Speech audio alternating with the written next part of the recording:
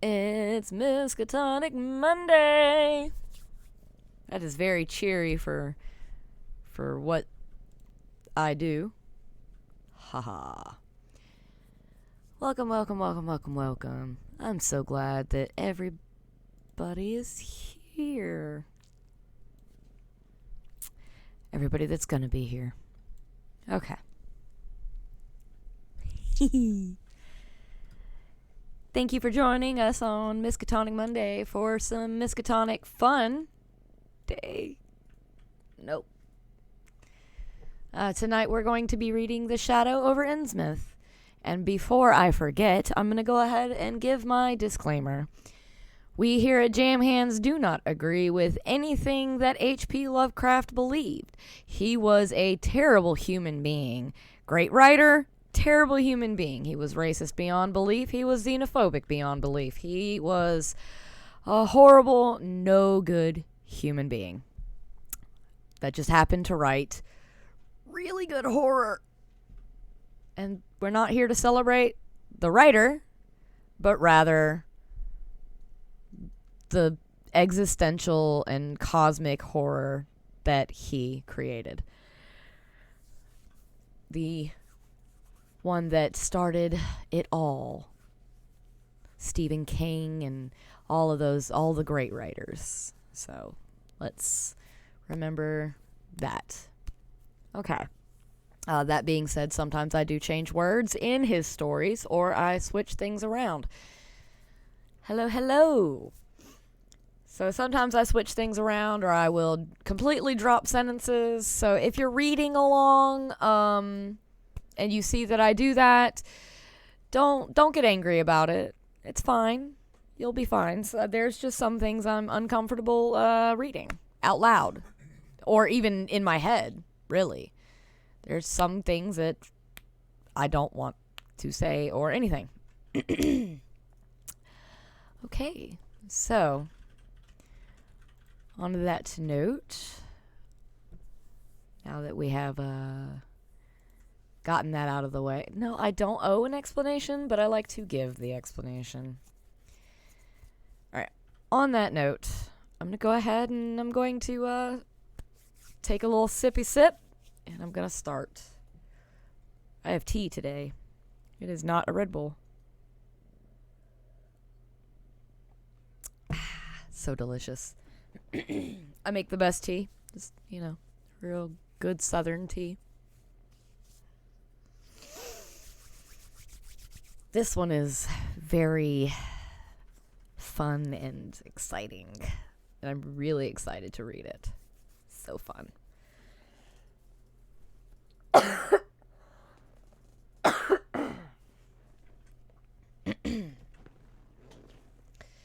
The Shadow Over Innsmouth by H.P. Lovecraft. During the winter of 1927 to 28, officials of the federal government made a strange and secret investigation of certain conditions in the ancient Massachusetts seaport of Innsmouth.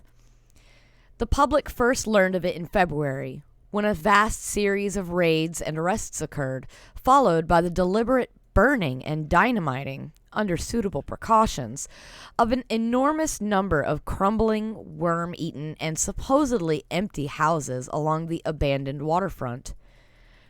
Uninquiring souls let this occurrence pass on as one of the major clashes in a spasmodic war on liquor.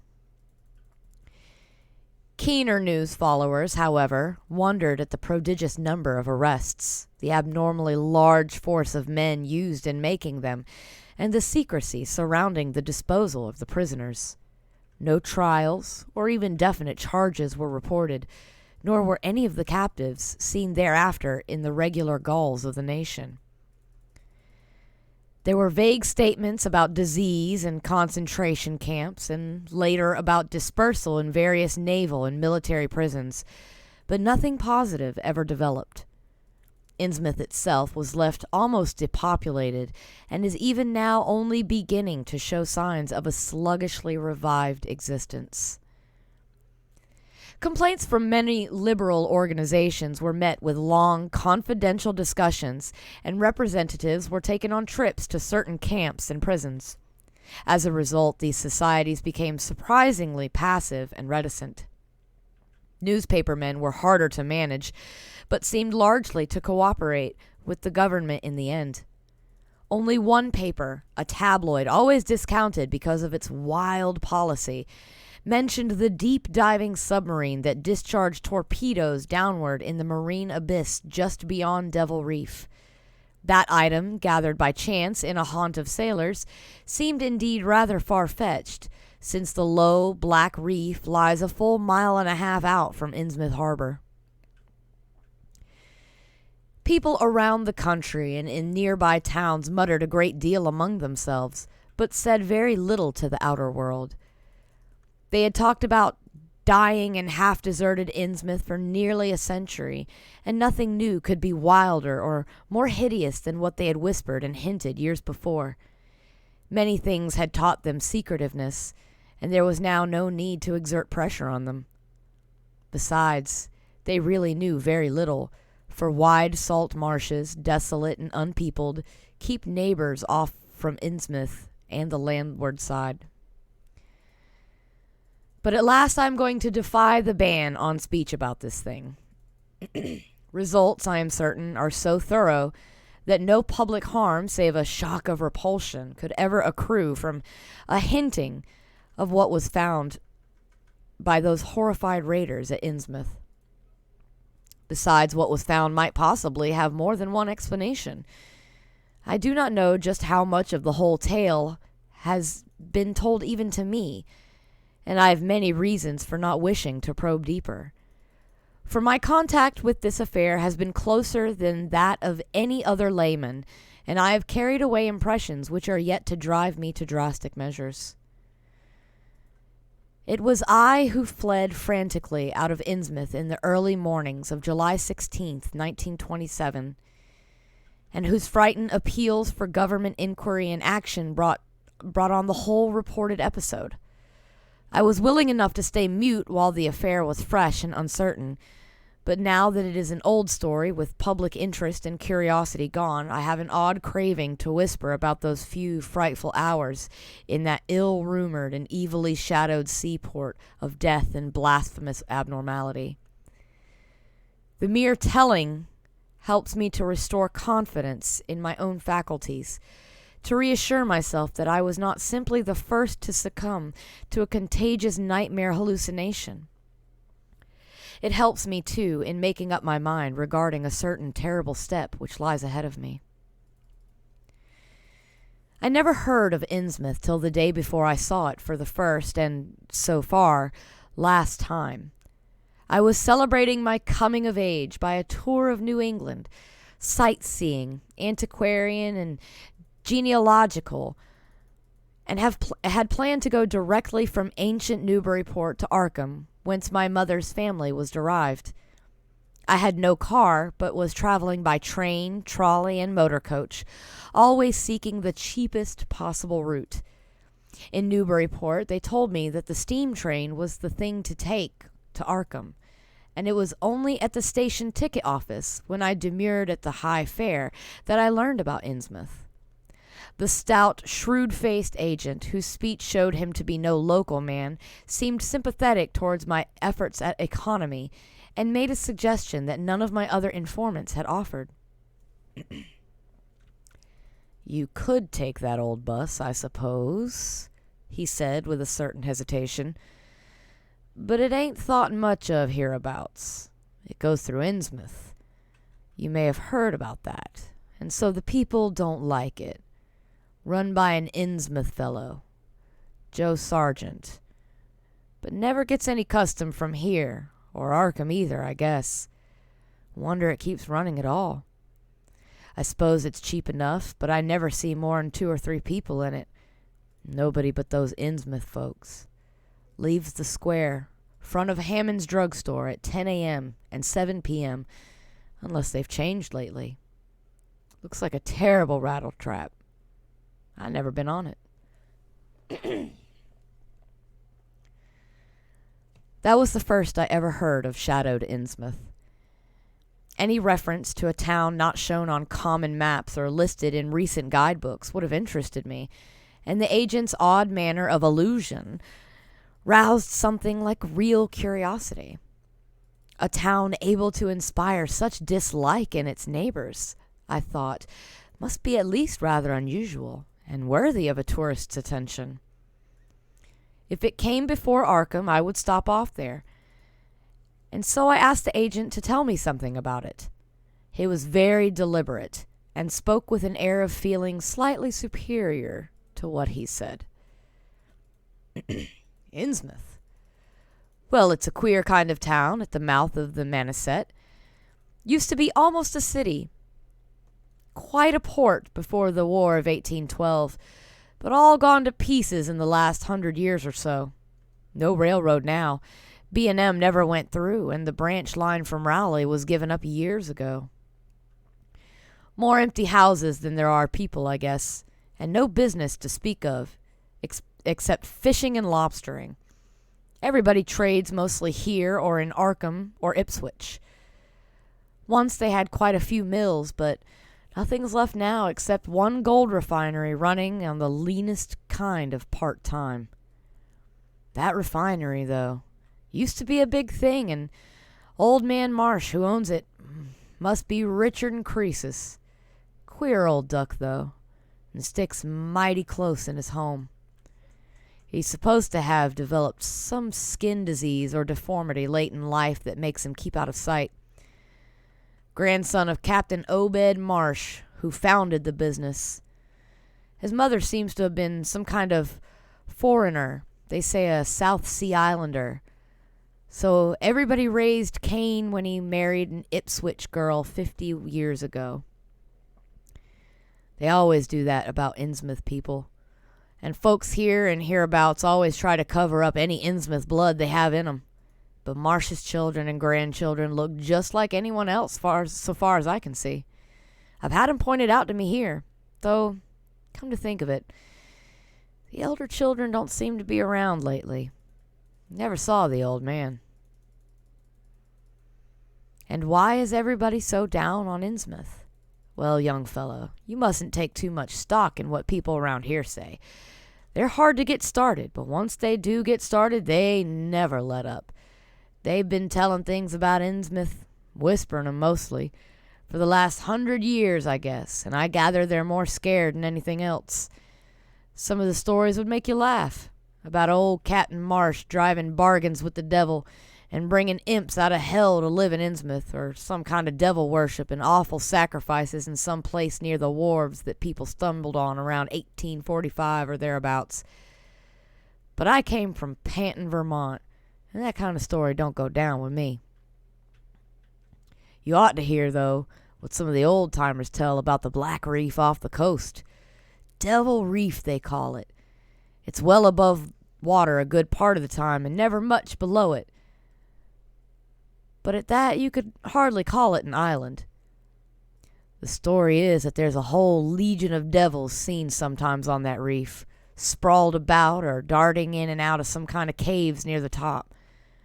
It's a rugged, uneven thing, a good bit over a mile out, and toward the end of the shipping days, sailors used to make big detours just to avoid it.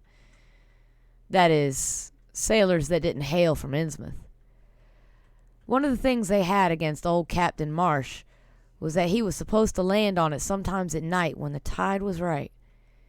Maybe he did, for I dare say the rock formation was interesting, and it's just barely possible he was looking for pirate loot and maybe finding it. But there was talk of his dealing with demons there. Fact is, I guess on the whole it was really the captain that gave the bad reputation to the reef. That was before the big epidemic of 1846, when over half the folks of Innsmouth was carried off. They never did quite figure out what the trouble was, but it was probably some foreign kind of disease brought over from overseas or somewhere by the shipping. It surely was bad enough. There was riots over it and all sorts of ghastly things I don't believe ever got outside of town, and it left the place in awful shape. Never came back. There can't be more than 300 or 400 people living there now. But the real thing behind the way folks feel is simply prejudice. And I don't say I'm blaming those that hold it. I hate those Innsmouth folks myself, and I wouldn't care to go to their town. I suppose you know, though I can see you're a Westerner by your talk, what a lot of our New England ships used to have to do with queer ports in Africa, Asia, the South Seas, and everywhere else, and what the queer kinds of people they sometimes brought back with them. You probably heard of the Salem man who came home with a foreign wife, and maybe you know there's still a bunch of Fiji Islanders somewhere around Cape Cod. Well, there must be something like that back at the Innsmouth people. The place always was badly cut off from the rest of the country by marshes and creeks. And we can't be sure about the ins and outs of the matter, but it's pretty clear that old Captain Marsh must have brought some odd specimens when he had all three of his ships in commission back in the 20s and 30s. There certainly is a strange kind of streak in the Innsmouth folks today. I don't know how to explain it, but it sort of makes you crawl. You'll notice a little in Sargent if you take his bus. Some of them have a queer, narrow heads with flat noses and bulgy, starey eyes that never seem to shut, and their skin ain't quite right. Rough and scabby, and the sides of their necks are all shriveled or creased up. Get bald, too, very young. The older fellows look the worst. Fact is, I don't believe I've ever seen a very old chap of that kind. Guess they must die of looking in the glass. Animals hate 'em. They used to have lots of horse trouble before autos came in. Nobody around here or in Arkham or Ipswich will have anything to do with them, and they act kind of offish themselves when they come to town or when anyone tries to fish on their grounds. Queer how fish are always thick off Innsmouth Harbor when there ain't anywhere else around. But just try to fish there yourself and see how the folks chase you off. Those people used to come here on the railroad, walking and taking the train at Raleigh after the branch was dropped, but now they use that bus. Yeah, there's a hotel in Innsmouth called the Gilman House. I don't believe it can amount to much. I wouldn't advise you to try it. Better stay over here and take the 10 o'clock bus tomorrow morning. Then you can get an evening bus there for Arkham at 8 o'clock. There was a factory inspector who stopped at the Gilman a couple of years ago, and he had a lot of unpleasant hints about the place. Seems they get a queer crowd over there. For this fellow heard voices in the other rooms, though most of them was empty. They gave him the shivers. It was foreign talk, he thought. But he said the bad thing about it was the kind of voice that sometimes spoke. It sounded so unnatural, slopping like, he said, that he didn't dare undress and go to sleep. Just waited up and lit out the first thing in the morning. The talk went on almost all night. This fellow, Casey his name was, had a lot to say about how the Innsmouth folks watched him and seemed kind of on guard. He found the Marsh refinery a queer place. It's in an old mill on the lower falls of the Manistee. What he said tallied up with what I'd heard. Books in bad shape and no clear account of any kind of dealings. You know, it's always been kind of a mystery where the Marshes get the gold they refine. They've never seemed to do much buying in that line, but years ago they shipped out an enormous lot of ingots. Used to be talk of a queer foreign kind of jewelry that the sailors and refinery men sometimes sold on the sly, or that was seen once or twice on some of the Marsh women folk. People allowed maybe old Captain Obed traded it in from some foreign port, especially since he was always ordering stacks of glass beads and trinkets such as seafaring men used to get for native trade. Others thought and still think that he'd found an old pirate cache out on Devil Reef. But here's a funny thing. The old captain's been dead these 60 years, and there ain't been a good-sized ship out of the place since the Civil War. But just the same, the Marshes still keep on buying a few of those native trade things. Mostly glass and rubber gewgaws, they tell me. Maybe the Innsmouth folk like them to look at themselves. God knows they've gotten to be as bad as the South Sea cannibals and Guinea savages. That plague of 46 must have taken off the best blood in the place. Anyway, they're a doubtful lot now, and the Marshes and the other rich folks are as bad as any. As I told you, there probably ain't more than 400 people in the town, in spite of all the streets they say there are. I guess they're what they call white trash down south. Lawless and sly and full of secret things. They get a lot of fish and lobsters and do exporting by truck. Queer how the fish swarm right there and nowhere else. Nobody can ever keep a track of these people. And state school officials and census men have a devil of a time. You can bet that prying strangers ain't welcome around Innsmouth. I've heard personally of more than one business or government man that's disappeared there. And there's loose talk of one who went crazy and is out at Danvers now. They must have fixed up some awful scare for that fellow. That's why I wouldn't go at night if I was you. I've never been there and I have no wish to go, but I guess a daytime trip couldn't hurt you. Even though some of the people hereabouts will advise you not to make it. If you're just sightseeing and looking for old-time stuff, Innsmouth ought to be quite a place for you. And so I spent part of that evening at the Newbury Public Library looking up data about Innsmouth. When I had tried to question the natives in the shops, the lunchroom, the garages, and the fire station, I had found them even harder to get started than the ticket agent had predicted, and realized that I could not spare the time to overcome their first instinctive reticences. They had a kind of obscure suspiciousness, as if there were something amiss with anyone too much interested in Innsmouth. At the YMCA where I was stopping, the clerk merely discouraged my going to such a dismal, decadent place, and the people at the library showed much of the same attitude. Clearly, in the eyes of the educated, Innsmouth was merely an exaggerated case of civic degeneration. The Essex County histories on the library shelves had very little to say, except that the town was founded in 1643, noted for shipbuilding before the Revolution, a seat of great marine prosperity in the early 19th century, and later a minor factory center using the Manassas as power. The epidemic and riots of 1846 were very sparsely treated, as if they formed a discredit to the county.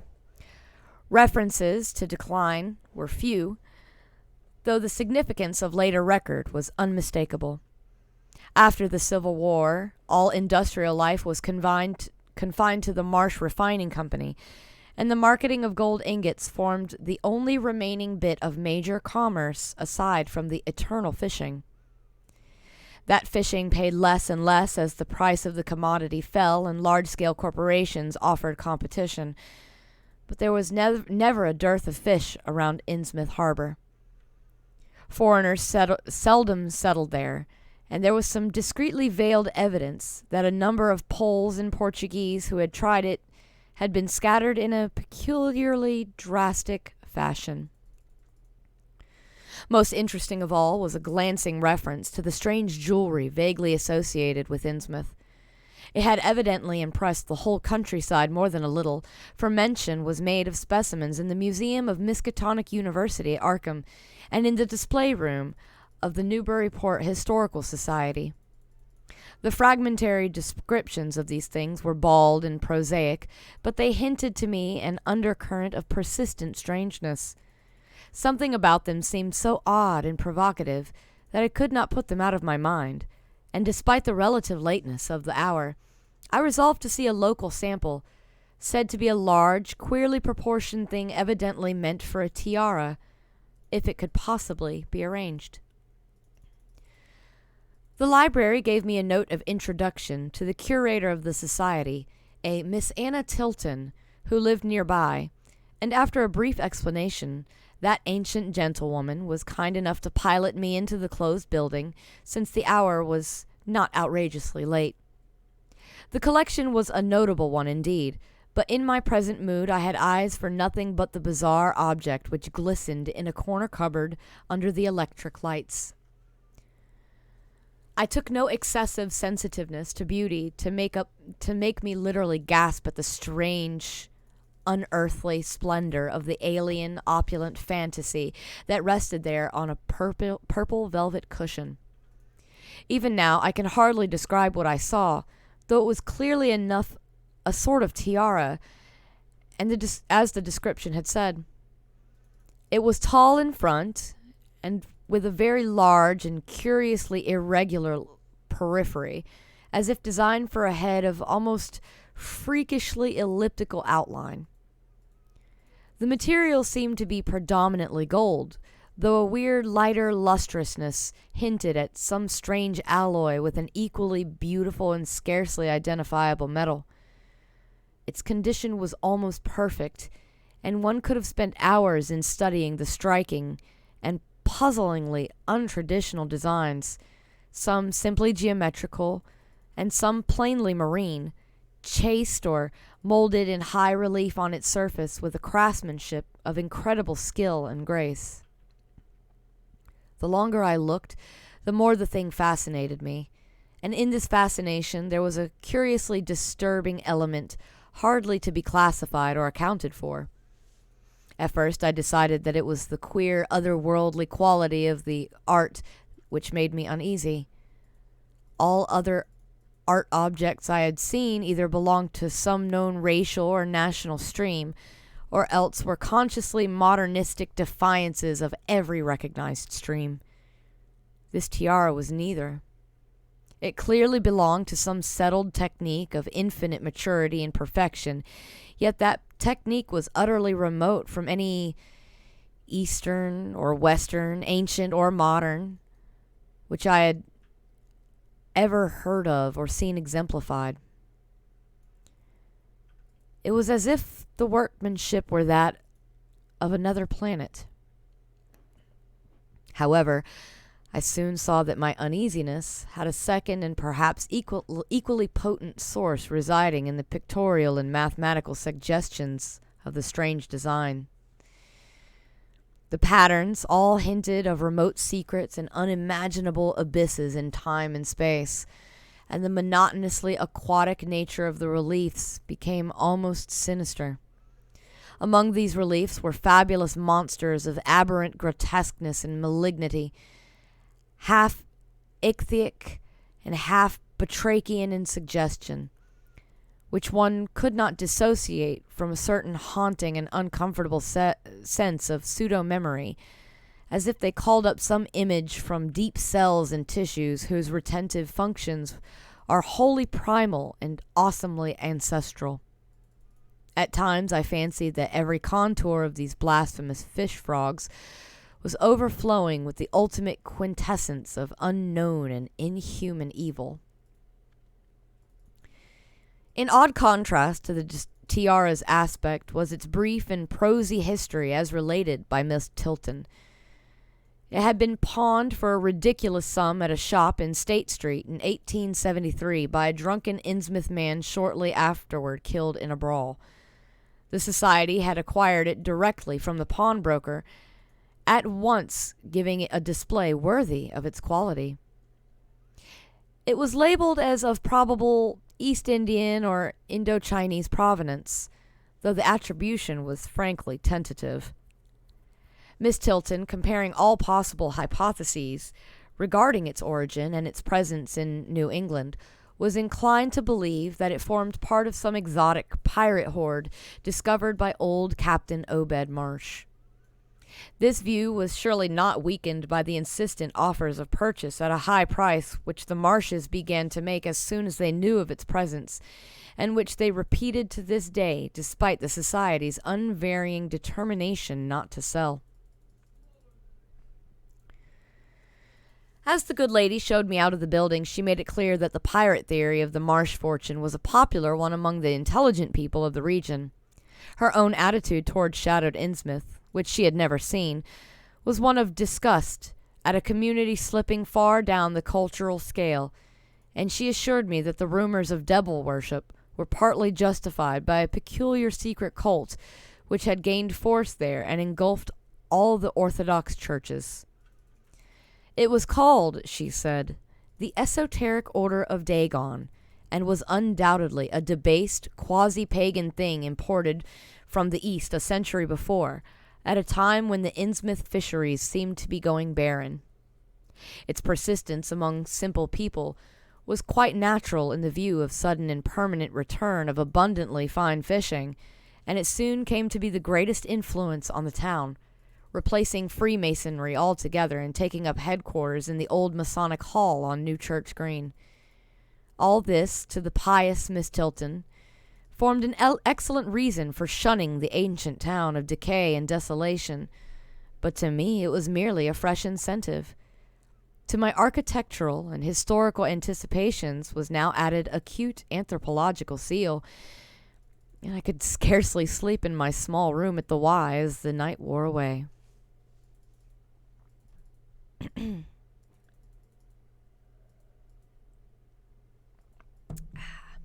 Sip.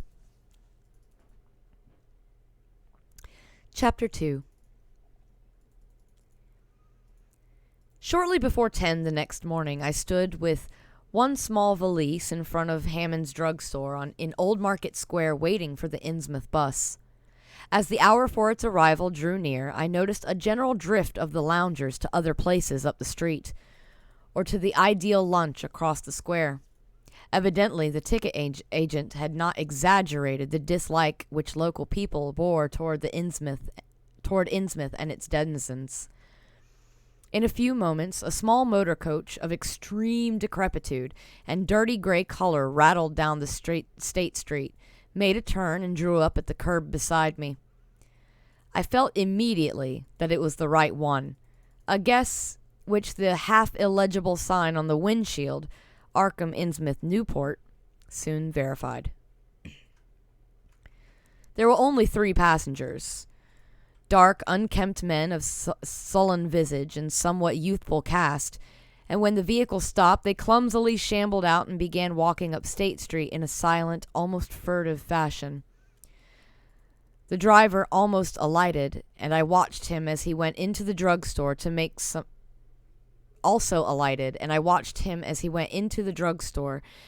some purchase. This, I reflected, must be the Joe Sargent mentioned by the ticket agent, and even before I noticed any details, there spread over me a wave of spontaneous aversion which could be neither checked nor explained. It suddenly struck me as very natural that the local people should not wish to ride on a bus owned and driven by this man, or to visit any oftener than possible the habitat of such a man and his kinfolk. When the driver came out of the store, I looked at him more carefully and tried to determine the source of my evil impression. He was a thin, stoop-shouldered man, not much under 6 feet tall, dressed in shabby blue civilian clothes and wearing a frayed gray golf cap. His age was perhaps 35, but the odd, deep creases in the side of his neck made him seem older when one did not study his dull, expressionless face. He had a narrow head, bulging, watery blue eyes that seemed never to wink, a flat nose, a receding forehead and chin, and singularly undeveloped ears. His long, thick lip and coarse-pored, grayish cheeks seemed almost beardless except for some sparse yellow hairs that straggled and curled in irregular patches, and in places the surface seemed queerly irregular, as if peeling from some cutaneous disease. His hands were large and heavily veined, and had a very unusual grayish-blue tinge. The fingers were strikingly short in proportion to the rest of the structure, and seemed to have a tendency to curl closely into a huge palm. As he walked toward the bus, I observed his peculiarly shambling gait, and saw that his feet were inordinately immense. The more I studied them, the more I wondered how he could buy any shoes to fit them. A certain greasiness about the fellow increased my dislike. He was evidently given to working or lounging around the fish docks and carried with him much of their characteristic smell. Just what foreign blood was in him I could not even guess. His oddities certainly did not look Asiatic, Polynesian, Levantine, or African, yet I could see why the people found him so foreign. I myself would have thought of biological degeneration rather than alienage. I was sorry when I saw that there would be no other passengers on the bus. Somehow I did not like the idea of riding alone with this driver. But as leaving time obviously approached, I conquered my qualms and followed the man aboard. Extending him a dollar bill and murmuring the single word, Innsmouth, he looked curiously at me for a second as he returned 40 cents change without speaking. I took a seat far behind him, but on the same side of the bus, since I wished to watch the shore during the journey. At length the decrepit vehicle started with a jerk and rattled noisily past the old brick buildings of State Street amidst a cloud of vapor from the exhaust. Glancing at the people on the sidewalks, I thought I detected in them a curious wish to avoid looking at the bus, or at least a wish to avoid seeming to look at it.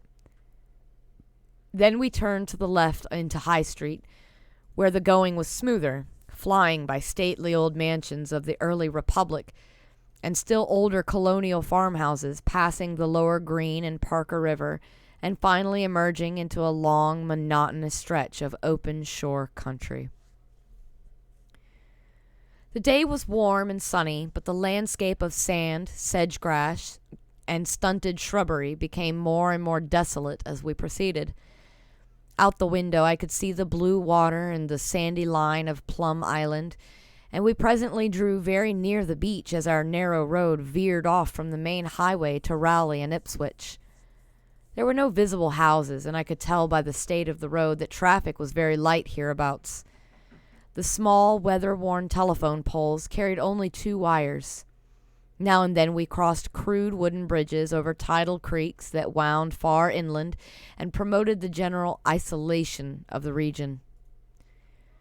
Once in a while I noticed dead stumps and crumbling foundation walls above the drifting sand, and recalled the old tradition quoted in one of the histories I had read, that this was once a fertile and thickly settled countryside. The change, it was said, came simultaneously with the Innsmouth epidemic of 1846, and was thought by simple folk to have a dark connection with hidden forces of evil. Actually, it was caused by the unwise cutting of woodlands near the shore, which robbed the soils of its best protection and opened the way for waves of wind-blown sand. At last, we lost sight of Plum Island and saw the vast expanse of the open Atlantic on our left. Our narrow course began to climb steeply, and I felt a singular sense of disquiet in looking at the lonely crest ahead where the rutted roadway met the sky. It was as if the bus were about to keep on its ascent, leaving the sane earth altogether and merging with the unknown arcana of upper air and cryptical sky. The smell of the sea took on ominous implications, and the silent driver's bent, rigid back and narrow head became more and more hateful. As I looked at him, I saw the back of his head was almost as hairless as his face, having only a few straggling yellow strands upon a gray, scabrous surface. Then we reached the crest and beheld the outspread valley beyond, where the Manassett joins the sea just north of the long line of cliffs that culminate in Kingsport Head to veer off toward Cape Ann. On the far, misty horizon, I could just make out the dizzy profile of the head, topped by the queer ancient house of which so many legends are told. But for the moment, all my attention was captured by the nearer panorama just below me. I realized, come face to face with rumor-shadowed Innsmouth. It was a town of wide extent and dense construction, yet one with a portentous dearth of visible life. From the tangle of chimney pots, scarcely a wisp of smoke came, and the 3 tall steeples loomed stark and unpainted against the seaward horizon. One of them was crumbling down at the top, and in that and another there were only black gaping holes where clock dials should have been. The vast huddle of sagging gambrel roofs and peaked gables conveyed with offensive clearness that the idea of wormy decay, and as we approached along the now descending road, I could see that many roofs had wholly caved in. There were some large, square Georgian houses, too, with hipped roofs, cupolas, and railed widows' walks. These were mostly well back from the water, and 1 or 2 seemed to be in moderately sound condition. Stretching inland from among them, I saw the rusted, grass-grown line of the abandoned railway, with leaning telegraph poles now devoid of wires, and the half-obscured lines of the old carriage roads to Raleigh and Ipswich. The decay was worse close to the waterfront, though in its very midst I could spy the white belfry of a fairly well-preserved brick structure which looked like a small factory. The harbor, long clogged with sand, was enclosed by an ancient stone breakwater, on which I could begin to discern the minute forms of a few seated fishermen, and at whose end were what looked like the foundations of a bygone lighthouse. A sandy tongue had formed inside this barrier, and upon it I saw a few decrepit cabins, moored dories, and scattered lobster pots. The only deep water seemed to be where the river poured out past the belfried structure and turned southward to join the ocean at the breakwater's end. Here and there the ruins of wharves jutted out from the shore to end in indeterminate rottenness, those farthest south seeming the most decayed. And far out at sea, despite a high tide, I glimpsed a long black line scarcely rising above the water, yet carrying a suggestion of odd latent malignancy. This, I knew, must be Devil Reef. As I looked, a subtle, curious sense of beckoning seemed superadded to the grim repulsion. And oddly enough, I found this overtone more disturbing than the primary impression. Here and there, the ruins of... my bad. We met no one on the road, but presently began to pass deserted farms in varying stages of ruin. Then I noticed a few inhabited houses with rags stuffed in the broken windows and shells and dead fish laying about the littered yards. Once or twice I saw listless-looking people working in barren gardens or digging clams on the fishy-smelling beach below, and groups of dirty, simian-visaged children playing around weed-grown doorsteps. Somehow these people seemed more disquieting than the dismal buildings, for almost everyone had certain peculiarities of face and motions which I instinctively disliked without being able to define or comprehend them. For a second I thought this typical physique suggested some picture I had seen, perhaps in a book under circumstances of particular horror or melancholy, but this pseudo-recollection passed very quickly. As the bus reached a lower level, I began to catch the steady note of a waterfall through the unnatural stillness. The leaning, unpainted houses grew thicker, lined both sides of the road, and displayed more urban tendencies than did those we were leaving behind. The panorama ahead had contracted to a street scene, and in spots I could see where a cobblestone pavement and stretches of brick sidewalk had formerly existed. All the houses were apparently deserted, and there were occasional gaps where tumble-down chimneys and cellar walls told of buildings that had collapsed. Pervading everything was the most nauseous, fishy odor imaginable. Soon, cross streets and junctions began to appear, those on the left leading to shoreward realms of unpaved squalor and decay, while those on the right showed vistas of departed grandeur. So far I had seen no people in the town, but there now came signs of a sparse habitation, curtained windows here and there, and an occasional battered motor car at the curb. Pavement and sidewalks were increasingly well defined, and though most of the houses were quite old, wood and brick structures of the early 19th century, they were obviously kept fit for habitation. As an amateur antiquarian, I almost lost my olfactory disgust and my feeling of menace and repulsion amidst this rich, unaltered survival from the past.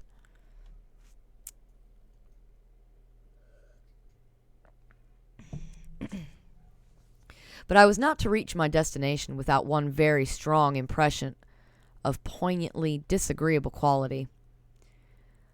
The bus had come to a sort of open concourse or radial point with churches on two sides and the bedraggled remains of a circular green in the center. And I was looking at a large pillared hall on the right-hand junction ahead. The structure's once white paint was now gray and peeling, and the black and gold sign on the pediment was so faded that I could only with difficulty make out the words, Esoteric Order of Dagon. This, then, was the former Masonic Hall, now given over to a degraded cult. As I strained to decipher this inscription, my notice was distracted by the raucous tones of a cracked bell across the street, and I quickly turned to look out the window on my side of the coach. The sound came from a squat-towered stone church of manifestly later date than most of the houses, built in a clumsy Gothic fashion, and having a disproportionately high basement with the shuttered windows. Though the hands of its clock were missing on the side I glimpsed, I knew that those hoarse strokes were telling the hour of 11.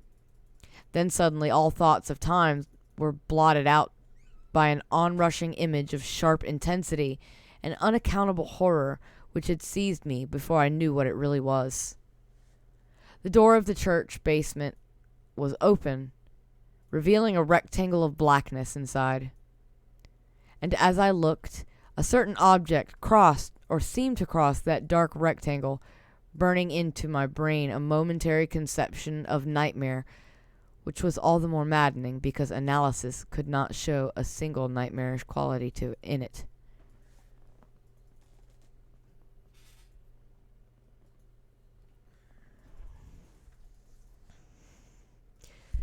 It was a living object.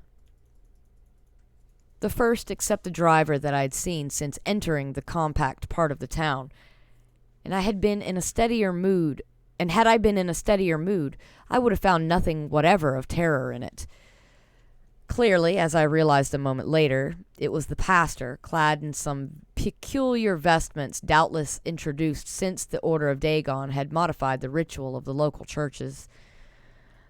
The thing which had probably caught my first subconscious glance and supplied the touch of bizarre horror was the tall tiara he wore, an almost exact duplicate of the one Miss Tilton had shown me the previous evening. This, acting on my imagination, had supplied namelessly sinister qualities to the indeterminate face and robed, shambling form beneath it. There was not, I soon decided, any reason why I should have felt that shuddering touch of evil pseudo-memory. Was it not natural that a local mystery cult should adopt among its regimentals an unique type of headdress made familiar to the community in some strange way, perhaps as a treasure trove? A very thin sprinkling of repellent-looking youngish people now became visible on the sidewalks, lone individuals in silent knots of 2 or 3. The lower floors of the crumbling houses sometimes harbored small shops with dingy signs, and I noticed a parked truck or two as we rattled along. The sound of waterfalls became more and more distinct, and presently I saw a fairly deep river gorge ahead, spanned by a wide iron-railed highway bridge, beyond which a large square opened out. As we clanked over the bridge, I looked out on both sides and observed some factory buildings on the edge of the grassy bluff or partway down. The water far below was very abundant, and I could see the two vigorous sets of falls upstream on my right and at least one downstream on my left. From this point, the noise was quite deafening.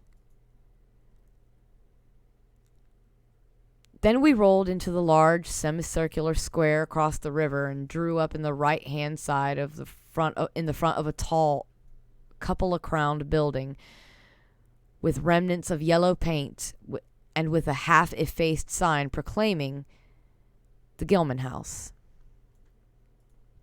I was glad to get out of that bus and at once proceeded to check my valise into the shabby hotel lobby. There was only one person in sight, an elderly man without what I had come to call the Innsmouth look, and I decided not to ask him any of the questions which bothered me, remembering that odd things had been noticed in this hotel. Instead, I strolled out on the square, from which the bus had already gone, and studied the scene minutely and appraisingly.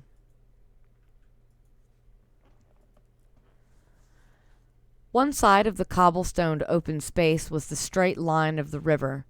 The other was a semicircle of slant-roofed brick buildings of about the 1800 period, from which several streets radiated away to the southeast, south, and southwest. Lamps were depressingly few and small, all lower-powered incandescents, and I was glad that my plans called for departure before dark, even though I knew the moon would be bright. The buildings were all in fair condition, and included perhaps a dozen shops in current operation, one of which was a grocery of the first national chain, others a dismal restaurant, a drugstore, and a wholesale fish dealer's office, and still another, at the eastern extremity of the square near the river, an office of the town's only industry, the Marsh Refining Company. There were perhaps 10 people visible, and 4 of 5 automobiles and motor trucks stood scattered about. I did not need to be told that this was the civic center of Innsmouth. Eastward, I could catch the blue glimpses of the harbor, against which rose the decaying remains of 3 once beautiful Georgian steeples. And toward the shore on the opposite bank of the river, I saw the white belfry surmounting what I took to be the Marsh Refinery. For some reason or other, I chose to make my first inquiries at the chain grocery, whose personnel was not likely to be native to Innsmouth. I found a solitary boy of about 17 in charge, and he was pleased to note the brightness and affability which promised cheerful information. He seemed exceptionally eager to talk, and I soon gathered that he did not like the place, its fishy smell, or its furtive people. A word with any outsider was a relief to him. He hailed from Arkham, boarded with a family who came from Ipswich, and went back home whenever he got a moment off. His family did not like him to work in Innsmouth, but the chain had transferred him there, and he did not wish to give up his job. There was, he said, no public library or chamber of commerce in Innsmouth, but I could probably find my way about. The street I had come down was Federal. West of that were the fine old resident streets, Broad, Washington, Lafayette, and Adams, and east of it were the shoreward slums. It was in these slums along Main Street that I would find the old Georgian churches, but they were all long abandoned. It would be well not to make oneself too conspicuous in such neighborhoods, especially north of the river, since the people were sullen and hostile. Some strangers had even disappeared.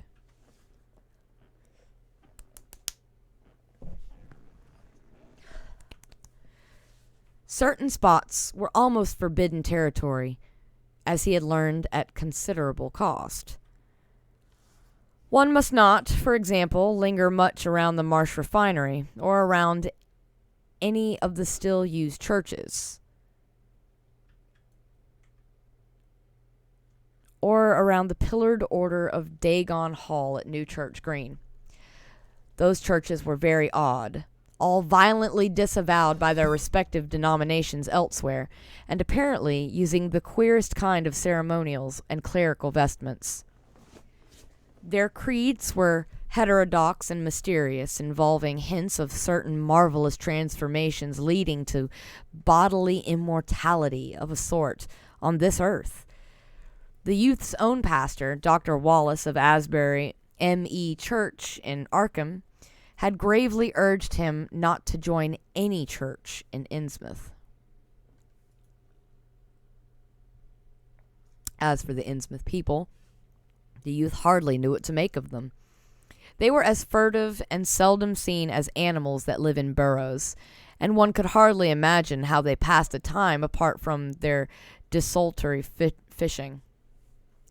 Perhaps, judging from the quantities of bootleg liquor they consumed, they lay for most of the daylight hours in an alcoholic stupor. They seemed sullenly banded together in some sort of fellowship and understanding, despising the world as if they had access to other and preferable spheres of entity. Their appearance, especially those staring, unwinking eyes which no one ever saw shut, was certainly shocking enough, and their voices were disgusting. It was awful to hear them chanting in their churches at night, and especially during their main festivals or revivals, which fell twice a year on April 30th and October 31st. They were very fond of the water, and swam a great deal in both river and harbor. Swimming races out to Devil Reef were very common, and everyone in sight seemed well able to share in this arduous sport. When one came to think of it, it was generally only rather young people who were seen about in public, and of these, the oldest were apt to be the most tainted looking.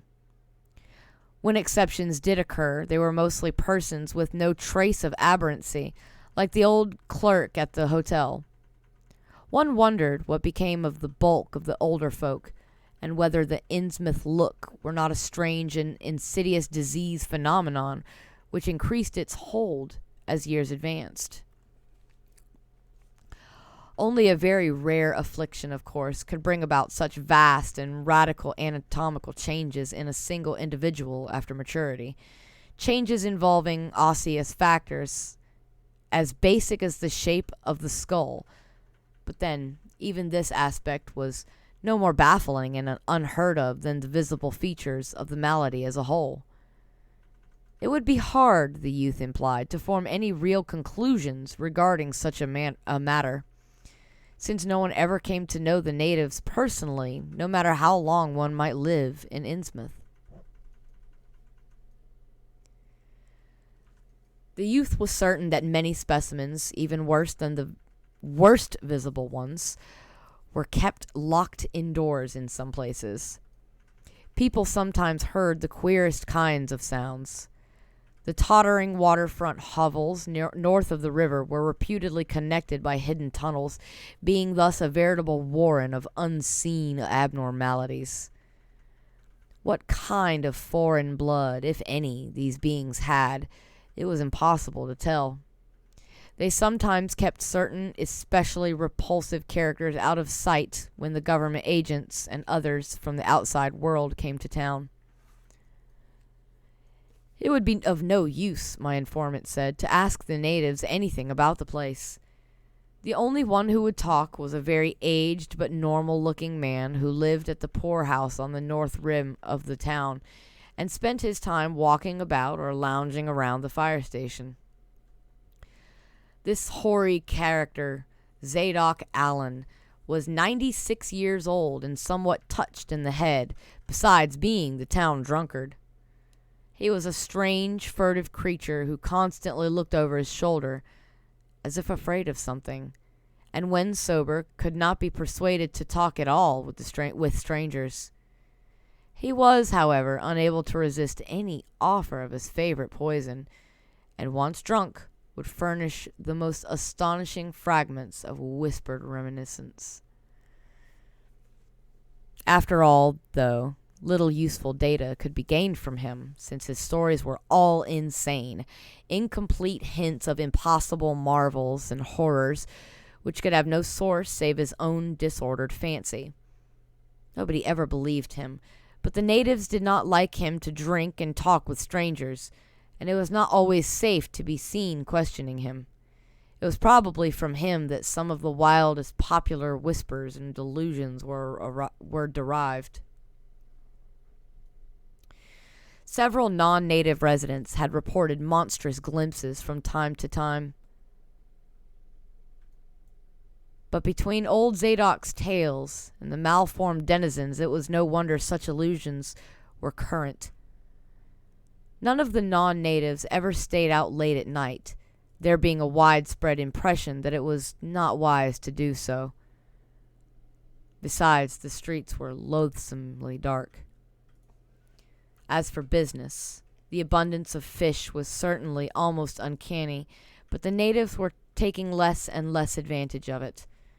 Moreover, prices were falling and competition was growing. Of course, the town's real business was the refinery, whose commercial office was on the square only a few doors east of where we stood. Old Man Marsh was never seen, but sometimes went to the works in a closed, curtained car. There were all sorts of rumors about how Marsh had come to look. He had once been a great dandy, and people said he still wore the frock-coated finery of the Edwardian age, curiously adapted to certain deformities. His sons had formerly conducted the office in the square, but latterly they had been keeping out of sight a good deal and leaving the brunt of affairs to the younger generation. The sons and their sisters had come to look very queer, especially the elder ones, and it was said that their health was failing. One of the Marsh daughters was a repellent, reptilian-looking woman who wore an excess of weird jewelry, clearly of the same exotic tradition as that to which the strange tiara belonged. My informant had noticed it many times, and had heard it spoken of as coming from some secret horde, either of pirates or of demons. The clergymen, or priests, or whatever they were called nowadays, also wore this kind of ornament as a headdress, but one seldom caught glimpses of them.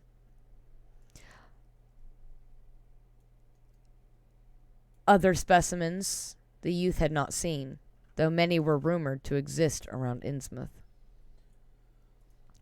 The Marshes, together with the other three gently bred families in the town, the Waits, the Gilmans, and the Elliots, were all very retiring. They lived in immense houses along Washington Street, and several were reputed to harbor in concealment certain living kinsfolk whose personal aspect forbade public view, and whose deaths had been reported and recorded.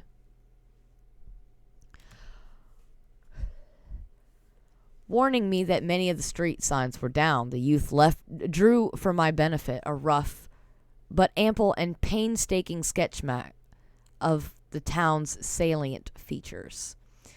After a moment's study, I felt sure that it would be of great help, and pocketed it with profuse thanks. Disliking the dinginess of the single restaurant I had seen, I bought a fair supply of cheese crackers and ginger wafers to serve as lunch later on. My program, I decided, would be to thread the principal streets, talk with any non-natives I might encounter, and catch the 8 o'clock coach for Arkham. The town, I could see, formed a significant and exaggerated example of communal decay, but being no sociologist, I would limit my serious observations to the field of architecture. Thus I began my systematic, though half-bewildered tour of Innsmouth's narrow, shadow-blighted ways. Crossing the bridge and turning toward the roar of the lower falls, I passed close to the Marsh refinery, which seemed oddly free from the noise of industry. The building stood on the steep river bluff near a bridge and an open confluence of streets, which I took to be the earliest civic center displaced after the Revolution by the present town square. Recrossing the gorge on the Main Street Bridge, I struck a region of utter desertion, which somehow made me shudder. Collapsing huddles of gambrel roofs formed a jagged and fantastic skyline, above which rose the ghoulish, decapitated steeple of an ancient church. Some houses along Main Street were tenanted, but most were tightly boarded up. Down unpaved side streets, I saw the black, gaping windows of deserted hovels, many of which leaned at perilous and incredible angles through the sinking part of the foundations. Those windows stared so spectrally that it took courage to turn eastward toward the waterfront. Certainly, the terror of a deserted house swells in geometrical rather than arithmetical progression as houses multiply, to form a city of stark desolation. The sight of such endless avenues of fishy-eyed vacancy and death, and the thought of such linked infinities of black, brooding compartments given over to cobwebs and memories and the conqueror worm, start up vestigial fears and aversions that not even the stoutest philosophy can disperse.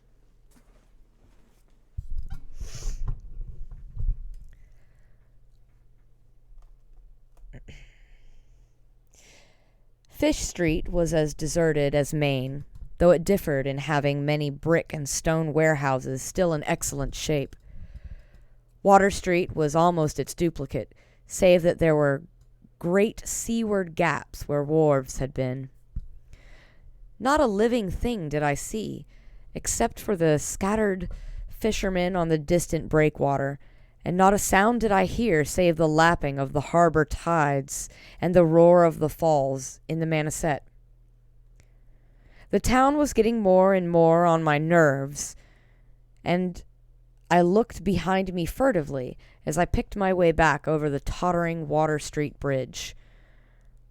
The Fish Street Bridge, according to the sketch, was in ruins. North of the river, there were traces of squalid life.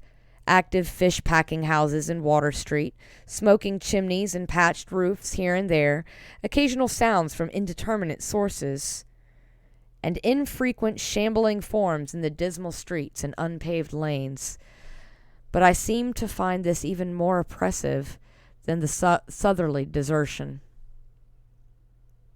For one thing, the people were more hideous and abnormal than those near the center of town, so that I was several times evilly reminded of something utterly fantastic which I could not quite place.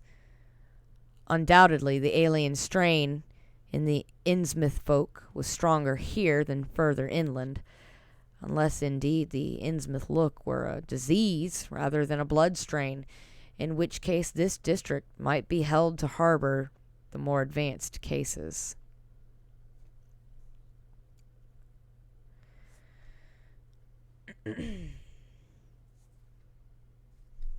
One detail that annoyed me was the distribution of the few faint sounds I heard.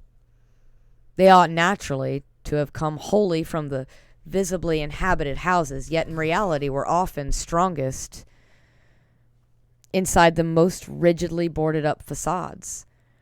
There were creakings, scurryings, and hoarse, doubtful noises, and I thought uncomfortably about the hidden tunnels suggested by the grocery boy. Suddenly, I found myself wondering what the voices of those denizens would be like. I had heard no speech so far in this quarter, and was unaccountably anxious not to do so. Pausing only long enough to look at two fine but ruinous old churches at Main and Church Streets, I hastened out of that vile waterfront slum. My next logical goal was New Church Green, but somehow or other I could not bear to repass the church in whose basement I had glimpsed the inexplicably frightening form of that strangely diademed priest or pastor. Besides, the grocery youth had told me that the churches, as well as the Order of Dagon Hall, were not advisable neighborhoods for strangers. Accordingly, I kept north along Main to Martin, then turning inland, crossing Federal Street safely north of the Green, and entering the decayed patrician neighborhood of Northern Broad, Washington, Lafayette, and Adams Streets. Though these stately old avenues were ill-surfaced and unkempt, their elm-shaded dignity had not entirely departed. Mansion after mansion claimed my gaze, most of them decrepit and boarded up amidst neglected grounds, but one or two in each street showing signs of occupancy. In Washington Street there was a row of 4 or 5 in excellent repair and with finely tended lawns and gardens. The most sumptuous of these, with wide terraced parterres extending back the whole way to Lafayette Street, I took to be the home of Old Man Marsh, the afflicted refinery owner. In all these streets no living thing was visible, and I wondered at the complete absence of cats and dogs from Innsmouth.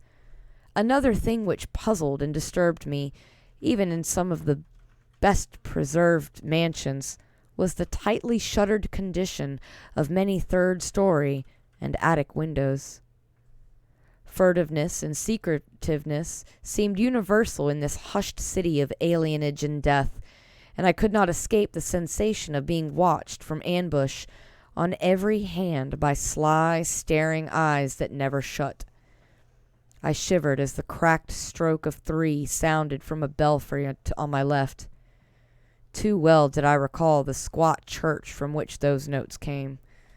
Following Washington Street toward the river, I now faced a new zone of former industry and commerce, noting the ruins of a factory ahead and seeing others with the traces of an old railway station and covered railway bridge beyond, up the gorge on my right. The uncertain bridge now before me was posted with a warning sign, but I took the risk and crossed again to the south bank where traces of life reappeared.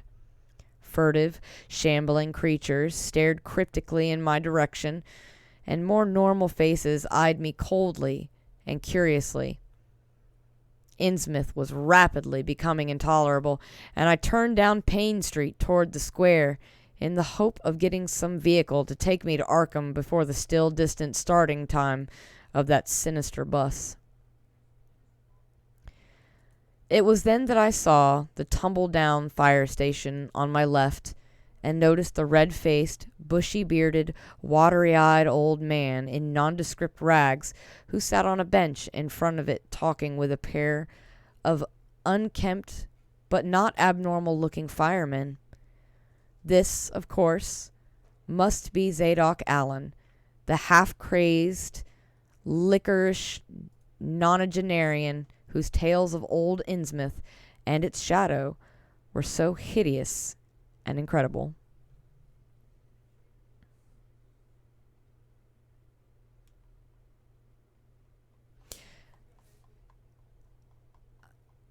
And here we're going to take a quick break. I have to refill my drink and all that good stuff. We'll be back in just a little bit. Just a few minutes. Take 10. Use the restroom. Get a drink. Get a snack. Some fish sticks. They're always delicious.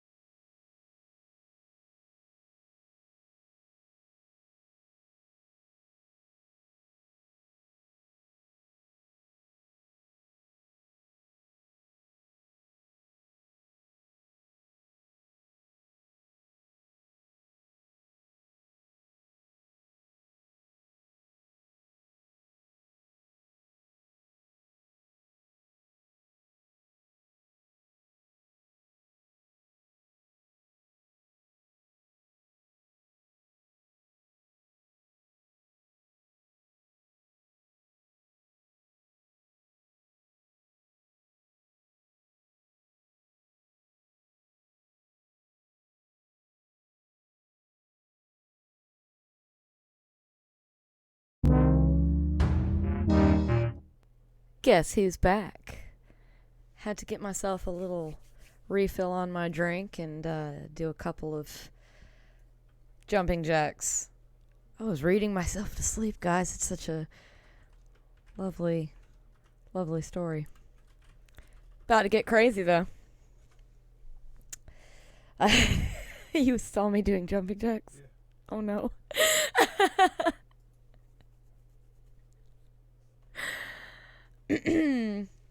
I did do jumping jacks. Had to get my blood ready and all that stuff. Necromesh is good. Had to get my blood pumping for the more exciting part of this lovely story. I'm like really, really excited. Hey, Ziggy. Okay, well, this would be a great thing to listen to fall asleep. I'm reading tonight. So, all right. Without further ado, one more sippy sip. Everybody take a sip. Yeah. I hope everybody sipped with me. That would be lovely. I like to imagine everybody sipped. Sipped your drinks. Hope everybody has your fish sticks and I'm ready. Chapter 3. It must have been some imp of the perverse or some sardonic pull from the dark, hidden sources which made me change my plans as I did. I had long before resolved to limit my observations to architecture alone, and I was even then hurrying toward the square in an effort to get a quick transportation out of this festering city of death and decay. But the sight of old Zadok Allen set up new currents in my mind and made me slacken my pace uncertainly. I had been assured that the old man could do nothing but hint at wild, disjointed, and incredible legends, and I had been warned that the natives made it unsafe to be seen talking to him. Yet the thought of this aged witness to the town's decay, with memories going back to the early days of ships and factories, was a lure that no amount of reason could make me resist. After all, the strangest and maddest of myths were often merely symbols or allegories based upon truth, and old Zadok must have seen everything which went on around Innsmouth for the last 90 years. Curiosity flared up beyond sense and caution, and in my youthful egotism I fancied I might be able to sift a nucleus of real history from the confused, extravagant outpouring I would probably extract with the aid of raw whiskey. I knew that I could not accost him then and there, for the firemen would surely notice and object. Instead, I reflected, I would prepare by getting some bootleg liquor at a place where the grocery boy had told me it was plentiful. Then I would loaf near the fire station in apparent casualness, and fall in with old Zadok after he had started on one of his frequent rambles. The youth said that he was very restless, seldom sitting around the station for more than an hour or two at a time. A quart bottle of whiskey was easily, though not cheaply, obtained in the rear of a dingy variety store just off the square in Elliott Street. The dirty-looking fellow who waited on me had a touch of the staring Innsmouth look, but was quite civil in his way, being perhaps used to the custom of such convivial strangers, truckmen, gold buyers, and the like, as were occasionally in town. Re-entering the square, I saw that luck was with me, for, shuffling out of Payne Street around the corner of the Gilman house, I glimpsed nothing less than the tall, lean, tattered form of old Zadok Allen himself. In accordance with my plan, I attracted his attention by brandishing my newly purchased bottle, and soon realized that he had begun to shuffle wistfully after me as I turned into Waite Street on my way to the most deserted region I could think of. I was steering my course by the map the grocery boy had prepared, and was aiming for the wholly abandoned stretch of southern waterfront which I had previously visited.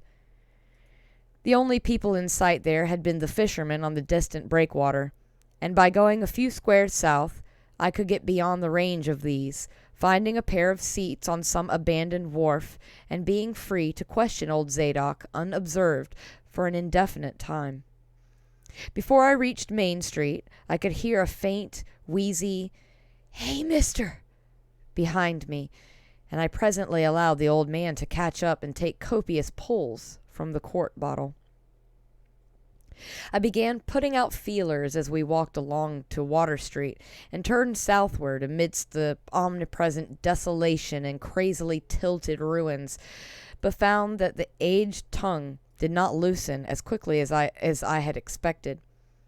At length I saw a grass-grown opening toward the sea between crumbling brick walls, with the weedy length of an earth and masonry wharf projecting beyond. Piles of moss-covered stones near the water promised tolerable seats, and the scene was sheltered from all possible view by a ruined warehouse to the north. Here, I thought, was the ideal place for a long, secret colloquy, so I guided my companion down the lane and picked out spots to sit in among the mossy stones. The air of death and desertion was ghoulish, and the smell of fish almost insufferable, but I was resolved to let nothing deter me. About 4 hours remained for conversation if I were to catch the 8 o'clock coach for Arkham, and I began to dole out more liquor to the ancient tippler, meanwhile eating my own frugal lunch. In my donations, I was careful not to overshoot the mark, for I did not wish Zadok's vinous garrulousness to pass into a stupor. After an hour, his furtive taciturny showed signs of disappearing. But much to my disappointment, he still sidetracked my questions about Innsmouth and its shadow-haunted past. He would babble of current topics, revealing a wide acquaintance with newspapers and a great tendency to philosophize in a sententious village fashion. Toward the end of the second hour, I feared my quart of whiskey would not be enough to produce results, and was wondering whether I had better leave old Zadok and go back for more. Just then, however, chance made the opening which my questions had been unable to make, and the wheezing ancient's rambling took a turn that caused me to lean forward and listen alertly. My back was toward the fishy-smelling sea, but he was facing it, and something or other had caused his wandering gaze to light on the low, distant line of Devil Reef, then showing plainly and almost fascinatingly above the waves. The sight seemed to displease him, for he began a series of weak curses which ended in a confidential whisper and a knowing leer. He bent toward me, took hold of my coat lapel, and hissed out some hints that could not be mistaken. "Thar's where it all begun. That cursed place of all wickedness, where the deep water starts. Gate of hell, sheer drop down to a bottom no sounding line can tetch. Old Cap'n Obed done it. Him that found out more'n was good for him in the South Sea Islands. Everybody was in a bad way them days. Trade falling off, mills losing business, even the new ones. And the best of our menfolks kilt a privateerin' in the War of 1812, or lost with the Elysee brig and the Ranger Snow, both of 'em Gilman venters. Obed Marsh had 3 ships afloat, brigantine Columby, brig Hetty, and bark Sumatry Queen. He was the only one as kept with the East India and Pacific trade, though Esdras Martin's barkentine Malay Pride made a venter as late as 28. Never was nobody like Cap'n Obed. Good old limb of Satan. I can mind him a-tellin' about furrin parts and callin' all the folks stupid for goin' to Christian meetin' and bearin' their burdens meek and lowly. Says they'd orter get better gods like some of them folks in the Ingies. Gods as 'ud bring 'em good fishin' in return for their sacrifices and 'ud really answer folks' prayers. Matt Elliott, his first mate, talked a lot too. Only it was aging folks doing any heathen things. Only he was agin folks doing any heathen things. Told about an island east of Haiti where they was a lot of stone ruins older than anybody knew anything about. Kind of like them on Ponape in the Carolines, but with carvings of faces that looked like the big statues on Easter Island. There was a little volcanic island near there too, or there was other ruins of different carvings. Ruins all wore away like they'd been under the sea once, and with pictures of awful monsters all over 'em. Well, sir, Matt, he says, the natives around there had all the fish they could catch and sported bracelets and armlets and head rigs made out of the queer kind of gold and covered with pictures of monsters just like the ones carved over the ruins on the little island, sort of like fish frogs or frog-like fishes that was drawed in all kinds of positions like they was human beings. Nobody could get out of them, whatever they got all the stuff. And all the other natives wonder how they managed to find fish in them in plenty, even when the very next islands had lean pickings. Matt, he got a wondering too, so did Captain Obed. Obed, he notices, besides, that lots of the handsome young folks would drop out of sight for good from a year to year, and that they won't many old folks around. Also, he thinks some of the folks look darned queer, even for the Kanakis. It took Obed to get the truth out of them people. I don't know how they done it, but he begun by trading for them gold-like things they wore. Asked them where they come from, and if they could get more. And finally wormed the story about the old chief, Wallachia they called him. Nobody but Obed would ever believed in the old yeller devil, but the captain could read folks like they was books. Nobody never believes me now when I tell 'em, and I don't suppose you will, young feller. Though, come to look at you kind of got them sharp reading eyes like Obed had. The old man's whisper grew fainter, and I found myself shuddering at the terrible and sincere portentousness of his intonation, even though I knew his tale could be nothing but drunken fantasy. Oh, sir, Obed, he larnt that they's things on this earth as most folk never heard about, and wouldn't believe 'em if they did hear. It seems those Kanakis was sacrificing heaps of the young men and maidens to some kind of god things that lived under the sea and getting all kinds of favor in return. They met with the things on the little islet with the queer ruins, and it seems them awful pictures of old frog fish monsters were supposed to be pictures of these things.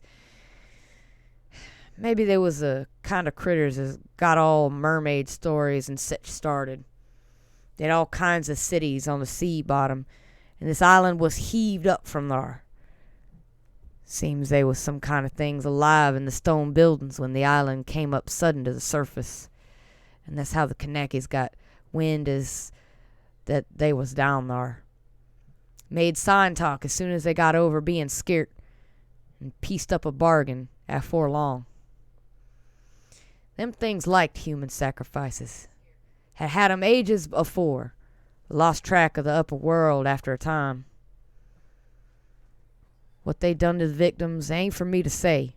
and I guess Obed wasn't none too sharp about asking. But it was all right with those people, 'cause they'd been having a hard time and was desperate about everything. They give a certain number of young folks to the sea things twict every year, May Eve and Halloween, regular as could be. Also give some of the carved knickknacks they made. What the things agreed to give in return was plenty of fish. They drove 'em in from all over the sea, and a few gold-like things now and then. Well, as I says, the natives met the things on the little volcanic islet, going there in canoes with sacrifices, etc., and bringing back any of the gold-like jewels as was coming to 'em. At first, the things didn't never go on the main island, but harder a time they come and want to.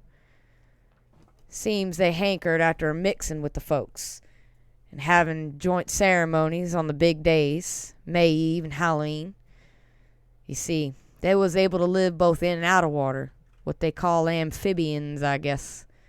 The Kanakis told 'em as how folks from the other islands might want to wipe 'em all out if they got wind of their being there.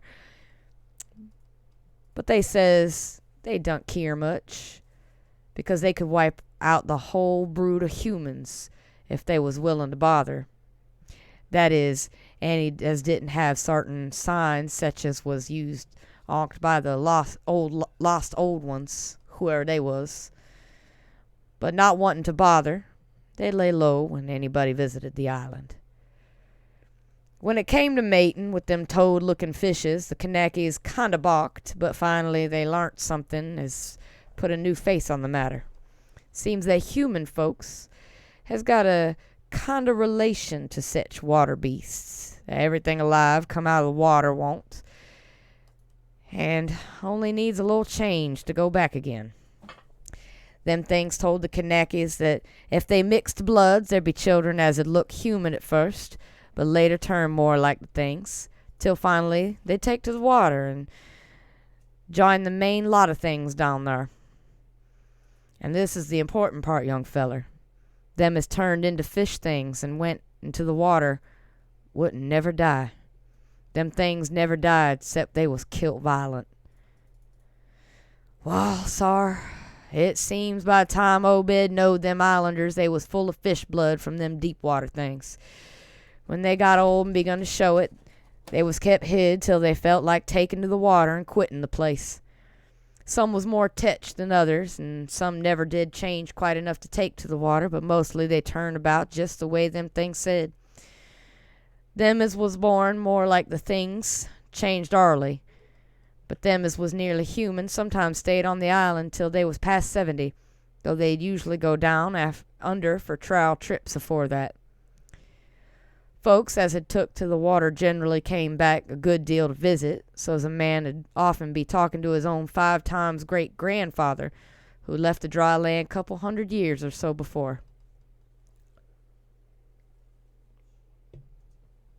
Everybody got out of the idea of dying, except in canoe wars with the other islanders, or as sacrifices to the sea gods down below, or from snake bite or plague or sharp galloping ailments or something before they could take to the water, but simply looked forward to a kind of change that wasn't a bit horrible after a while. They thought what they'd got was well worth what they'd given up.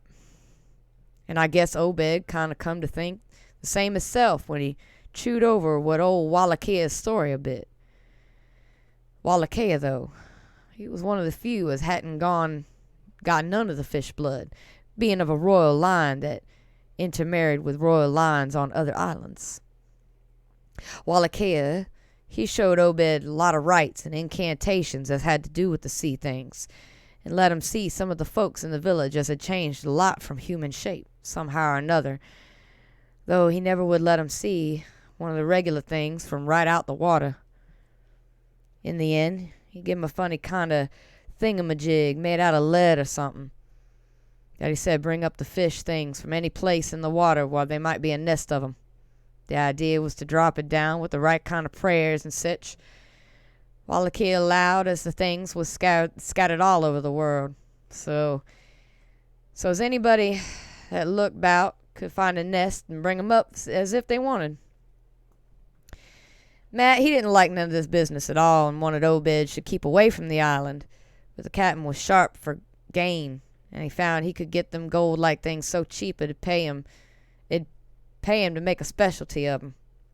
Things went on that way for years, and Obed got enough of that gold-like stuff to make him want to start the refinery in Waite's old run-down fullin' mill.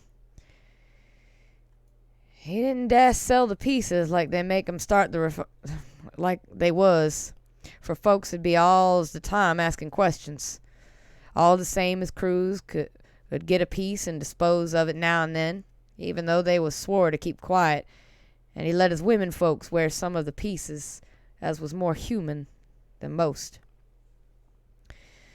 Well, come about 38, when I was 7-year-old, Obed, he found the island people all wiped out about between voyages.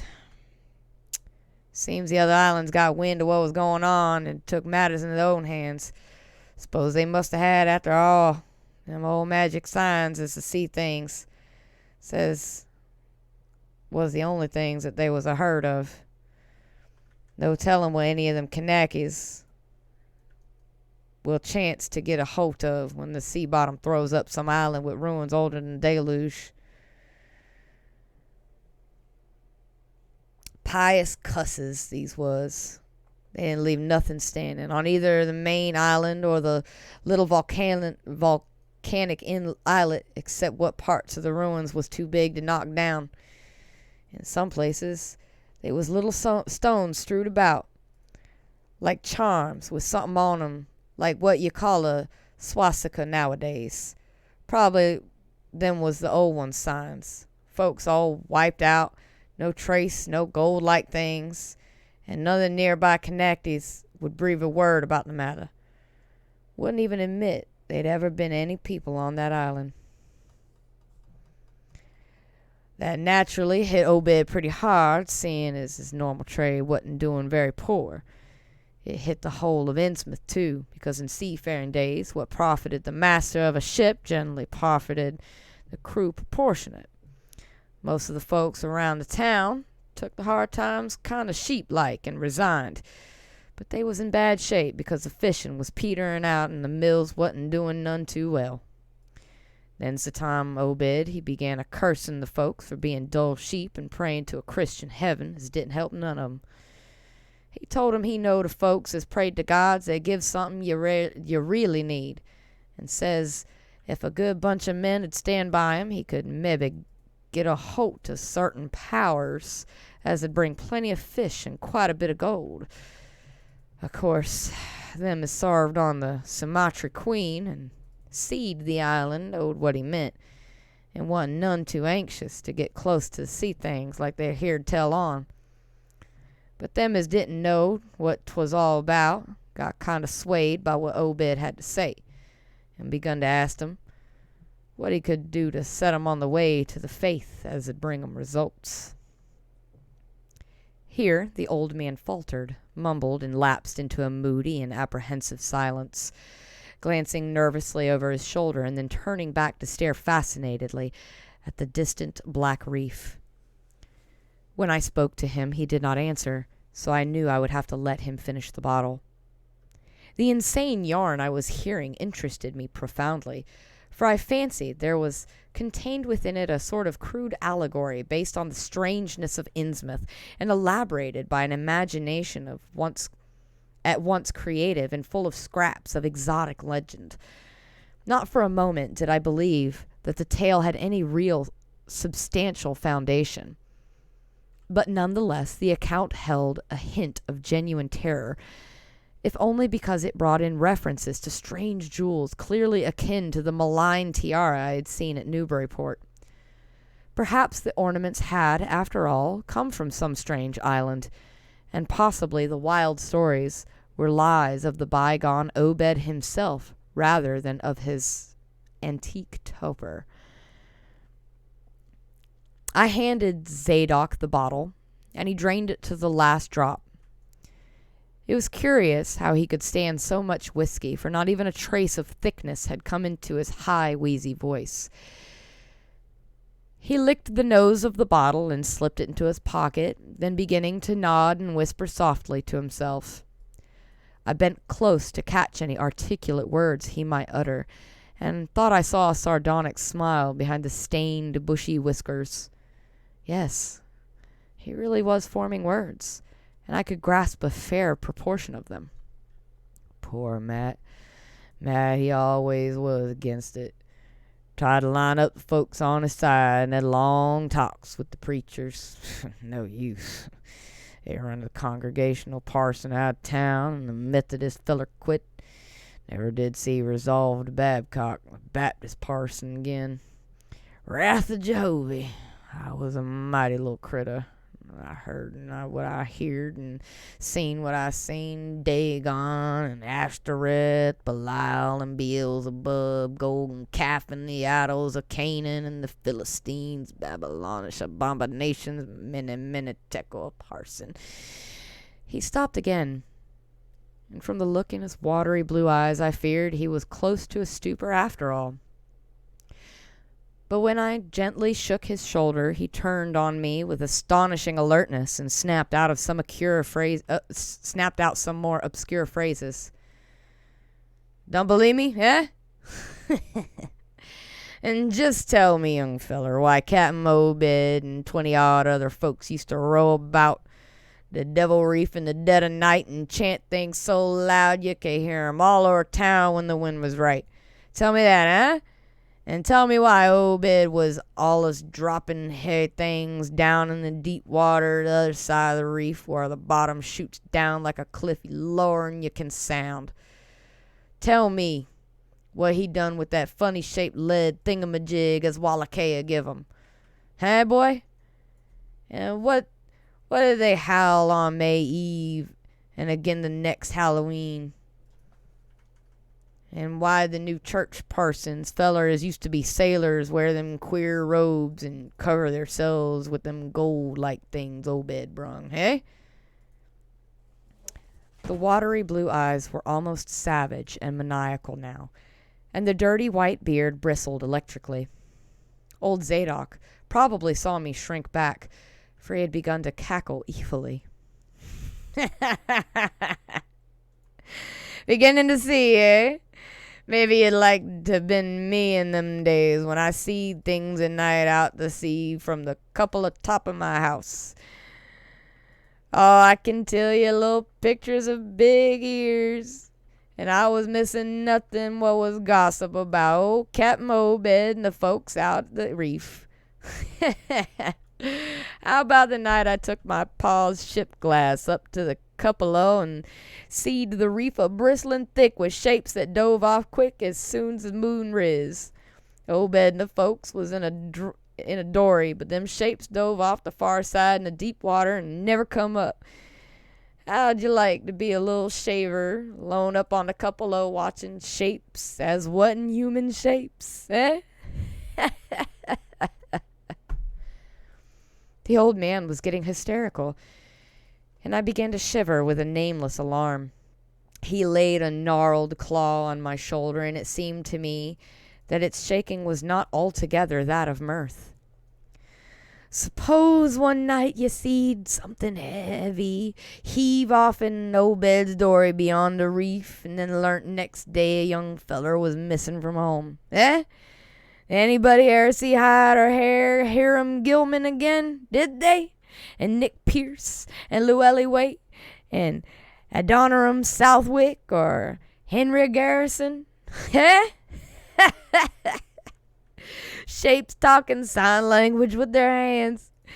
Them has had real hands. Wall, sir, that was the time Obed begun to get on his feet again. Folks see his 3 darters a wearing gold-like things as nobody'd ever seen on 'em before. And smoke started coming out the refinery chimbley. Other folks was prospering too. Fish begun to swarm into the harbor fit to kill, and heaven knows what size cargoes we begun to ship out to Newburyport, Arkham, and Boston. 'Twas then Obed got the old branch railroad and put through. Some Kingsport fishermen heerd about the catch and come up in sloops, but they was all lost. Nobody ever seed 'em again. And just then our folks organized the Esoteric Order of Dagon and bought Masonic Hall off and Calvary Commandery for it.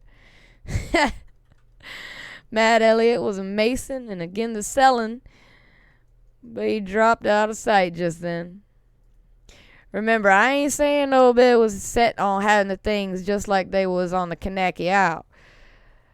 I don't think he aimed at first to do no mixing or raising no youngins to take the water and turn into fishes with eternal life. He wanted them gold things and was willing to pay heavy, and I guess the others was satisfied for a while. Come in 46, the town done some looking and thinking for itself. Too many folks missing. Too much wild preaching at the meeting of a Sunday.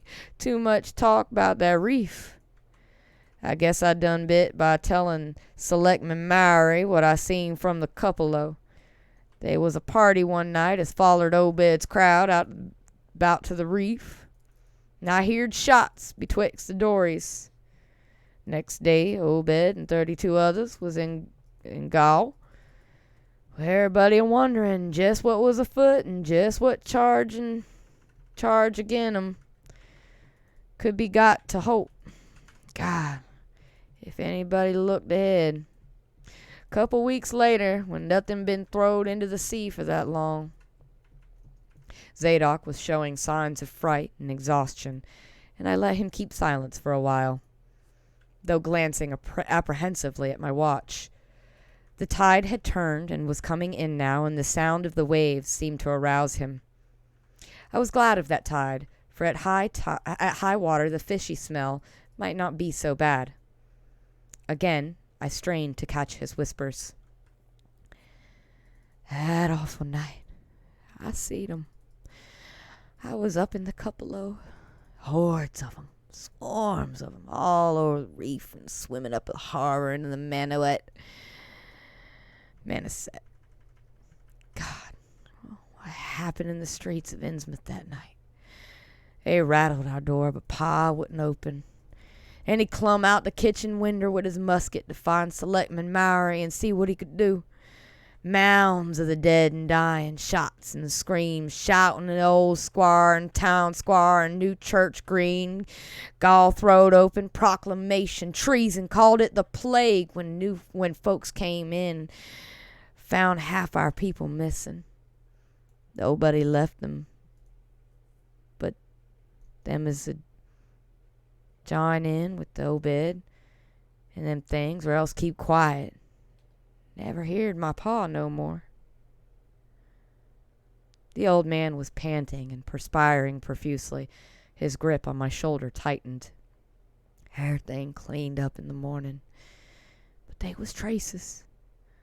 Obed, he kinder takes charge and says things is going to be changed. Others'll worship with us meeting time, and sartin houses has got to entertain guests. They wanted to mix like they done with the Kanakis, and he, for one, didn't feel bound to stop 'em.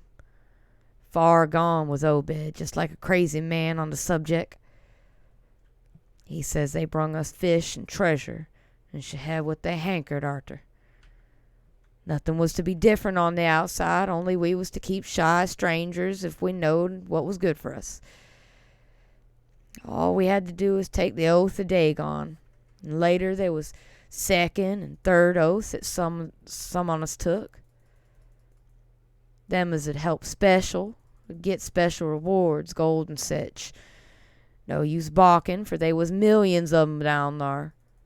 They'd rather not start rising and wiping out humankind, but if they was gave way and forced to, they could do a lot toward just that. We didn't have none of them old charms to cut 'em off like in the South Sea did, and them Kanakis wouldn't never give away their secrets. Yield up enough sacrifices and savage knickknacks and harborage in the town when they wanted it, and they let well enough alone. Wouldn't bother no strangers as might bear tales outside. That is, without they got prying. all in the band of the faithful, order Dagon and the children should never die, but go back to the Mother Hydra and Father Dagon we all come from once.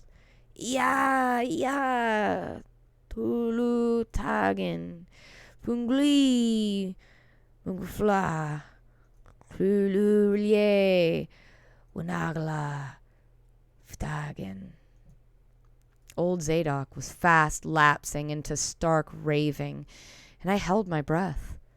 Poor old soul.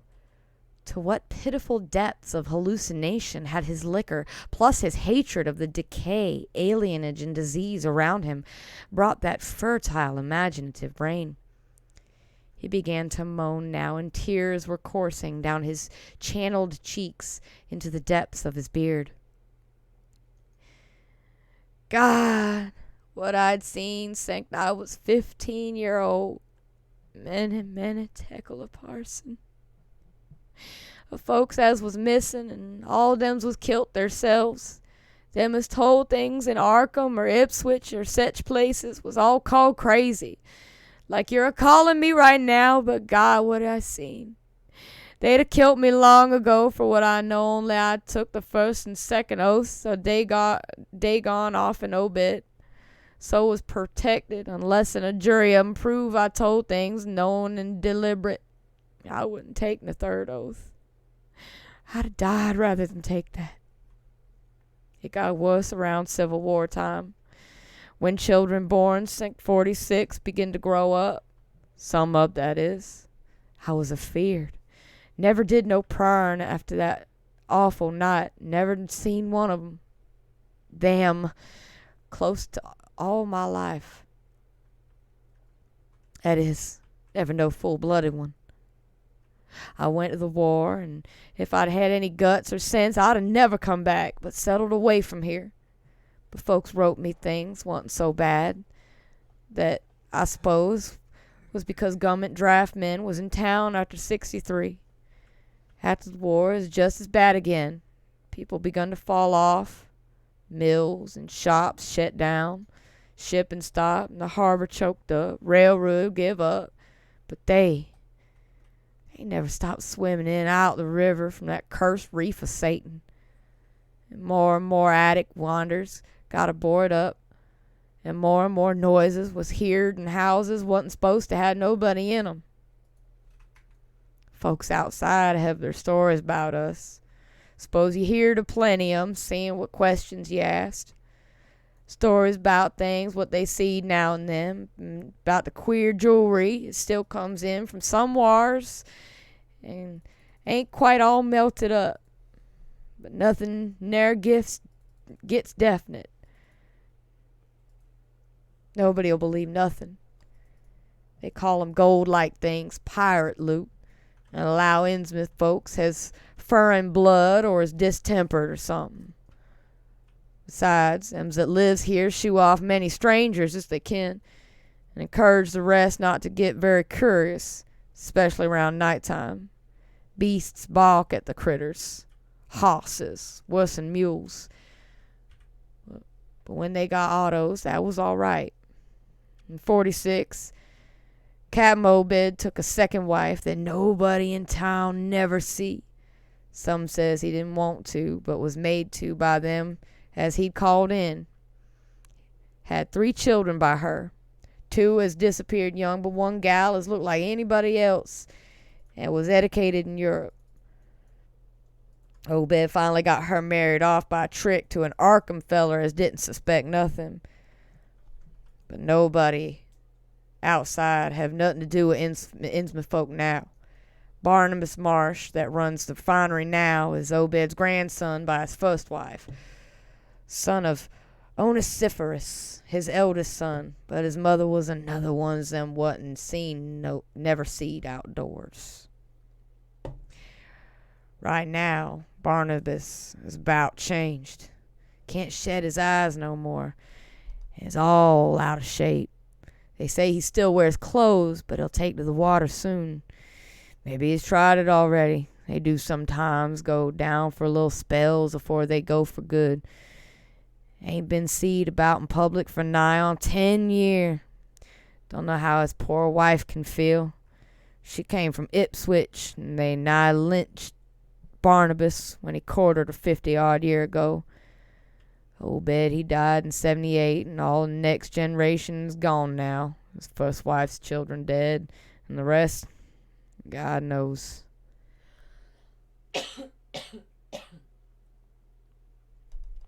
The sound of the incoming tide was now very insistent, and little by little it seemed to change the old man's mood from maudlin tearfulness to watchful fear. He would pause now and then to renew those nervous glances over his shoulder or out toward the reef, and despite wild absurdity of his tale, I could not help beginning to share his vague apprehensiveness. Zadok now grew shriller and seemed to be trying to whip up his courage with louder speech. "Hey, you, why don't you say something? How'd you like to be living in a town like this, where everything a-rotting and a-dying and boarded-up monsters crawling and bleating and barking and hopping round black cellars and attics every day, every way you turn? Hey, how'd you like to hear the howling night after night from churches and order a daggone hall and know what's doing part of the howling? How'd you like to hear what comes from that awful reef every May Eve and Hallowmas? Huh? Think the old man's crazy, huh? Well, sir, let me tell you that ain't the worst." Zadok was really screaming now, and the mad frenzy of his voice disturbed me more than I care to own.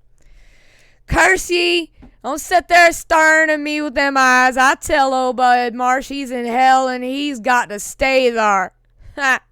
In hell, I says. Can't get me. I hain't done nothing nor told nobody nothing.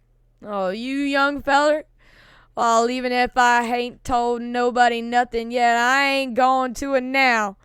You just set still and listen to me, boy. This is what I ain't never told nobody. I says I didn't do no prying after that night, but I found things out just the same. You want to know what the real horror is, eh? Well, it's this. It ain't what them fish devils has done, but what they're a-going to do. They're a-bringing things up out whar they come from in town. Been doing it for years. And slacking it up lately. Them houses north river twixt Water and Main Streets is full of 'em. Them devils and what they brung. And when they get ready, I say when they get ready. Ever hear tell of a Shoggoth? Did you hear me? I tell ya, I know what them things be. I seen one night when... The hideous suddenness and inhuman frightfulness of the old man's shriek almost made me faint. His eyes, looking past me toward the malodorous sea, were positively starting from his head, while his face was a mask of fear worthy of Greek tragedy. His bony claw dug monstrously into my shoulder and made no motion as I turned my head to look at whatever he had glimpsed. There was nothing that I could see, only the incoming tide, with perhaps one set of ripples more local than the long-flung line of breakers. But now Zadok was shaking me, and I turned back to watch the melting of that fear-frozen face into a chaos of twitching eyelids and mumbling gums. Presently his voice came back, albeit as a trembling whisper. "Get out of here. Get out of here. They seen us. Get out and run for your life. Don't wait for nothing. They know now. Run for it. Quick. Out of this town." Another heavy wave dashed against the loosening masonry of the bygone wharf and changed the mad ancient's whisper to another inhuman and blood-curdling scream. Before I could recover my scattered wits, he had relaxed his clutch on my shoulder and dashed wildly inland toward the street, reeling northward around the ruined warehouse wall. I glanced back at the sea, but there was nothing there. And when I reached Water Street and looked along toward the north, there was no remaining trace of Zadok Allen.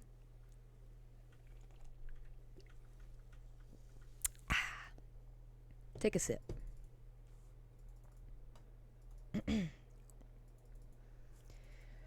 Chapter 4.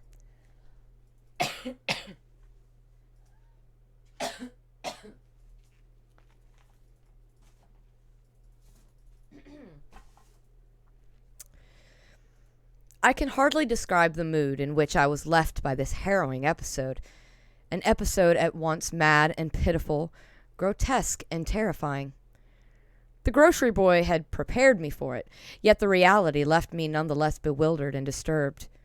Puerile though the story was, Zadok's insane earnestness and horror had communicated to me a mounting unrest which joined with my earlier sense of loathing for the town and its blight of intangible shadow.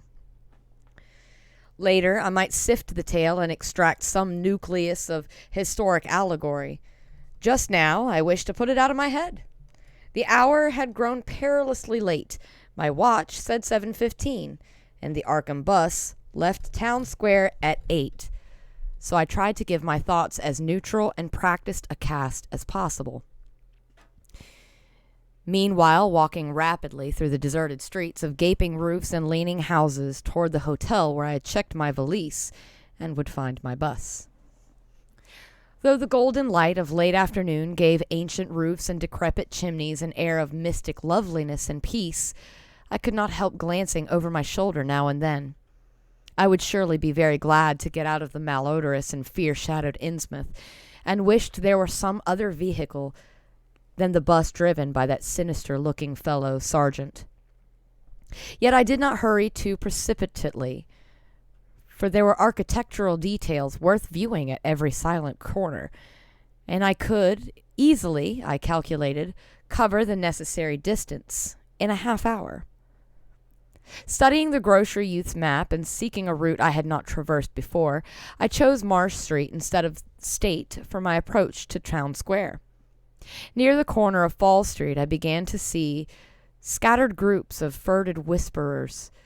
When I finally reached the square, I saw that almost all the loiterers were congregated around the door of the Gilman house.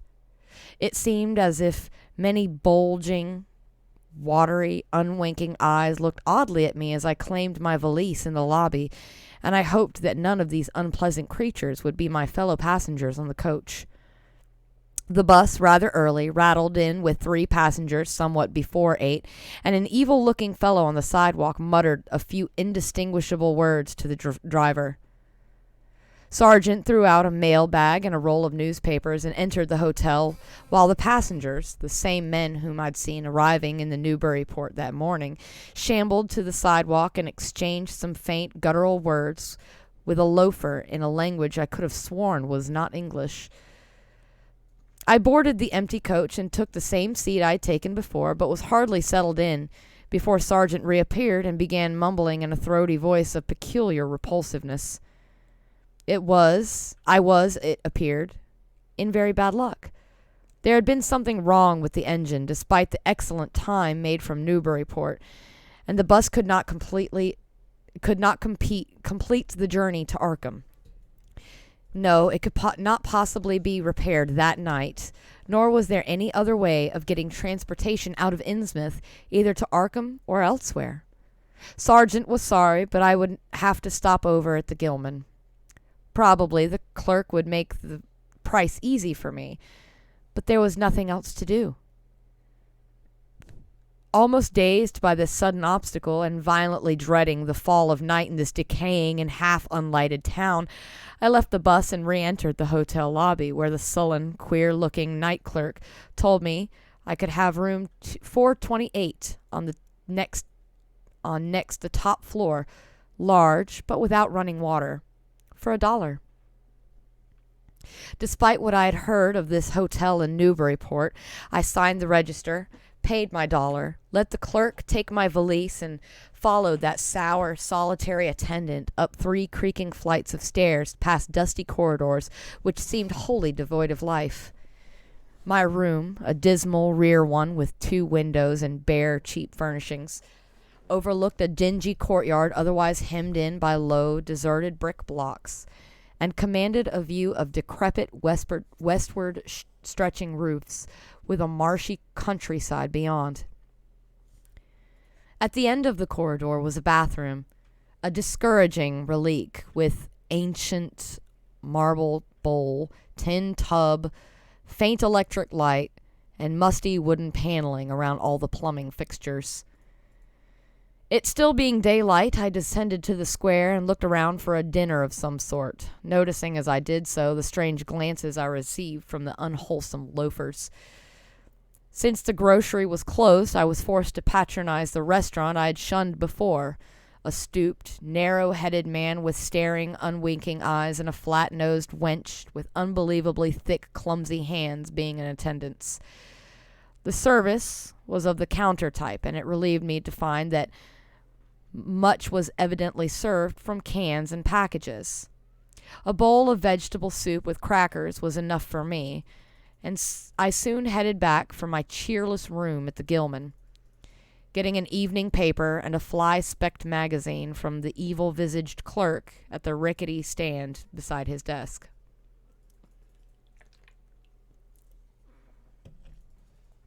As twilight deepened, I turned on the one feeble electric bulb over the cheap iron-framed bed, and tried as best as I could to continue the reading I had begun. I felt it advisable to keep my mind wholesomely occupied, for it would not do to brood over the abnormalities of this ancient, blight-shadowed town while I was still within its borders. The insane yarn I had heard from the aged drunkard did not promise very pleasant dreams, and I felt I must keep the image of his wild, watery eyes as far as possible from my imagination. Also, I must not dwell on what the factory inspector had told the Newburyport ticket agent about the Gilman house and the voices of its nocturnal tenants.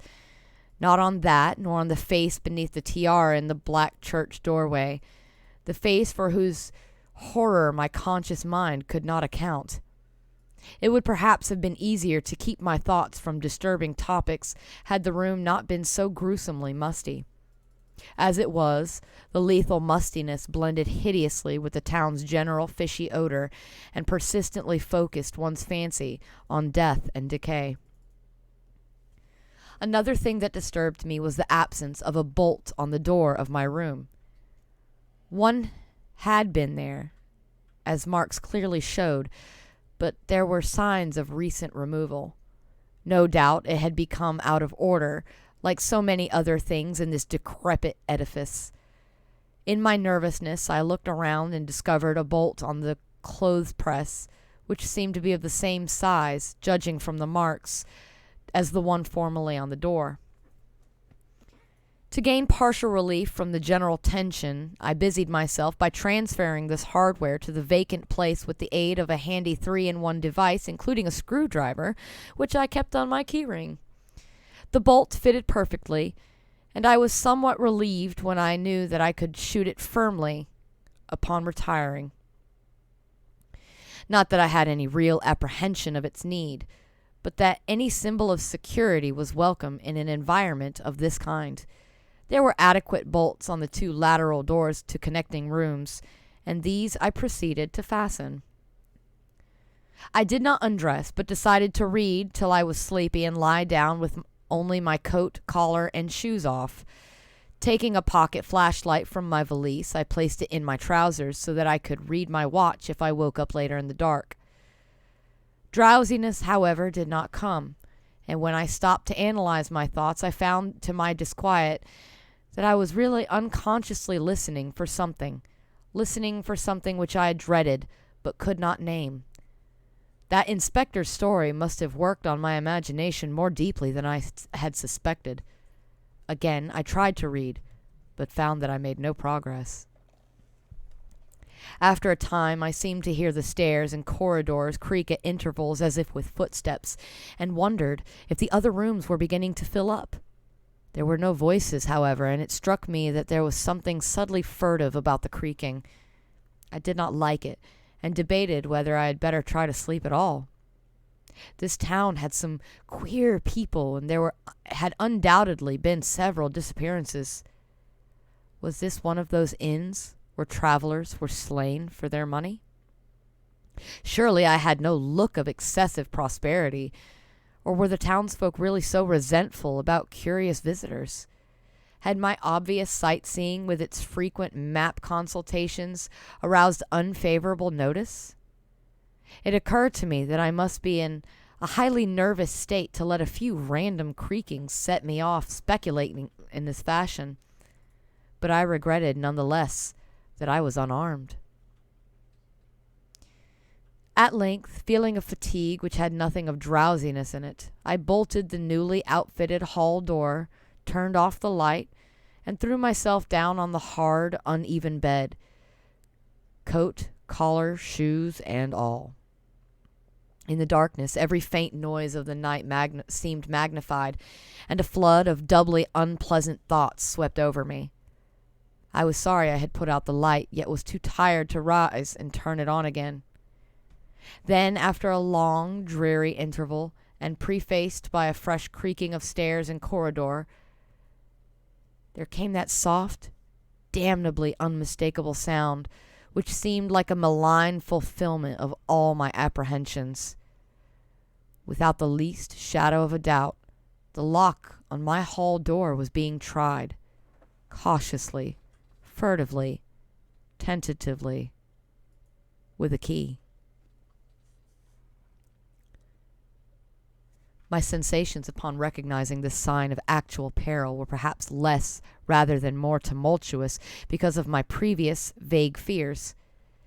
I had been, albeit without definite reason, instinctively on my guard, and that was to my advantage in the new and real crisis, whatever it might turn out to be. Nevertheless, the change in the menace from vague premonition to immediate reality was a profound shock, and fell upon me with the force of a genuine blow. It had never once occurred to me that the fumbling might be a mere mistake. Malign purpose was all I could think of, and I kept deathly quiet, awaiting the would-be intruder's next move. After a time, the cautious rattling ceased, and I heard the room to the north end entered with a pass key. Then the lock of the connecting door to my room was softly tried. The bolt held, of course, and I heard the floor creak as the prowler left the room. After a moment there came another soft rattling, and I knew that the room to the south of me was being entered. Again a furtive trying of a bolted connecting door, and again a receding creaking. This time the creaking went along the hall and down the stairs, so I knew that the prowler had realized the bolted condition of my doors and was giving up his attempt for a greater or lesser time, as the future would show. The readiness with which I fell into a plan of action proves that I must have been subconsciously fearing some menace and considering possible avenues of escape for hours. From the first, I felt that the unseen fumbler meant a danger not to be met or dealt with, but only to be fled from as precipitately as possible. The one thing to do was to get out of that hotel alive as quickly as I could, and through some channel other than the front stairs and lobby. Rising softly and throwing my flashlight on the switch, I sought to light the bulb under my bed in order to choose and pocket some belongings for a swift, valiseless flight. Nothing, however, happened, and I saw that the power had been cut off. Clearly, some cryptic, evil movement was afoot on a large scale. Just what, I could not say. As I stood pondering with my hand on the now useless switch, I heard a muffled creaking on the floor below, and thought I could barely distinguish voices in conversation. A moment later, I felt less sure that the deeper sounds were voices, since the apparent hoarse barkings and loose-syllabled croakings bore so little resemblance to recognized human speech. Then I thought with renewed force of what the factory inspector had heard in the night in his moldering and pestilential building. Having filled my pockets with the flashlight's aid, I put on my hat and tiptoed to the windows to consider chances of descent. Despite the state's safety regulations, there was no fire escape on this side of the hotel, and I saw that my windows commanded only a sheer 3-story drop to the cobbled courtyard. On the right and left, however, some ancient brick business blocks abutted on the hotel, their slant roofs coming up to a reasonable jumping distance from my 4th-story level. To reach either one of these lines of buildings, I would have to be in a room 2 doors down from my own, in one case on the north, in the other case on the south, and my mind instantly set to work calculating what chances I had of making the transfer. I could not, I decided, risk an emergence into the corridor where my footsteps would surely be heard, and where the difficulties of entering the desired room would be insuperable. My progress, if it was to be made at all, would have to be through the less solidly built connecting doors of the rooms, the locks and bolts of which I would have to force violently, using my shoulder as a battering ram whenever they were set against me. This, I thought, would be possibly owing to the rickety nature of the house and its fixtures, but I realized I could not do it noiselessly. I would have to count on sheer speed and the chance of getting to a window before any hostile forces became coordinated enough to open the right door toward me with a passkey. My own outer door I reinforced by pushing the bureau against it, little by little, in order to make a minimum of sound. I perceived that my chances were very slender, and was fully prepared for any calamity. Even getting to another roof would not solve the problem, for there would remain the task of reaching the ground and escaping from the town. One thing in my favor was the deserted and ruinous state of the abutting buildings, and the number of skylights gaping blackly open in each row. Gathering from the grocery boy's map the best route out of town was southward, I glanced first at the connecting door to the south side of the room. It was designed to open in my direction, hence I saw, after drawing the bolt and finding other fastenings in place, it was not a favorable one for forcing. Accordingly, abandoning it as a route, I cautiously moved the bedstead against it to hamper any attack which might be made on it later from the next room. The door on the north was hung to open away from me, and this, though a test proved it to be locked or bolted from the other side, I knew must be my route. If I could gain the roofs of the buildings in Payne Street and descend successfully to ground level, I might perhaps dart through the courtyard and the adjacent or opposite buildings to Washington or Bates, or else emerge in Payne and edge around southward into Washington. In any case, I would aim to strike Washington somehow and get quickly out of the town square region. My preference would be to avoid Payne, since the fire station there might be open all night. As I thought of these things, I looked out over the squalid sea of decaying roofs below me, now brightened by the beams of a moon not much past full. On the right, the black gash of the river gorge clove the panorama, abandoned factories and railway station clinging barnacle-like to its sides. Beyond it, the rusty railway and the Rowley Road led off through a flat, marshy terrain dotted with islets of higher and drier scrub-grown land. On the left of the creek-threaded countryside was nearer the narrow road to Ipswich gleaming white in the moonlight. I could not see from my side of the hotel the southward route toward Arkham, which I had determined to take. I was irresolutely speculating on when I had better attack the northward door, and on how I could least audibly manage it, when I noticed that the vague noises underfoot had given place to a fresh and heavier creaking of the stairs. A wavering flicker of light showed through my transom, and the boards of the corridor began to groan with a ponderous load. Muffled sounds of possible vocal origin approached, and at length a firm knock came at my outer door. For a moment I simply held my breath and waited. Eternities seemed to elapse, and the nauseous, fishy odor of my environment seemed to mount suddenly and spectacularly. Then the knocking was repeated, continuously and with growing insistence. I knew that the time for action had come, and forthwith drew the bolt of the northward connecting door, bracing myself for the task of battering it open. The knocking waxed louder, and I hoped that its volume would cover the sound of my efforts. At last, beginning my attempt, I lunged again and again at the thin paneling with my left shoulder, heedless of shock or pain. The door resisted even more than I had expected, but I did not give in, and all the while the clamor at the outer door increased. Finally, the connecting door gave, but with such a crash that I knew those outside must have heard.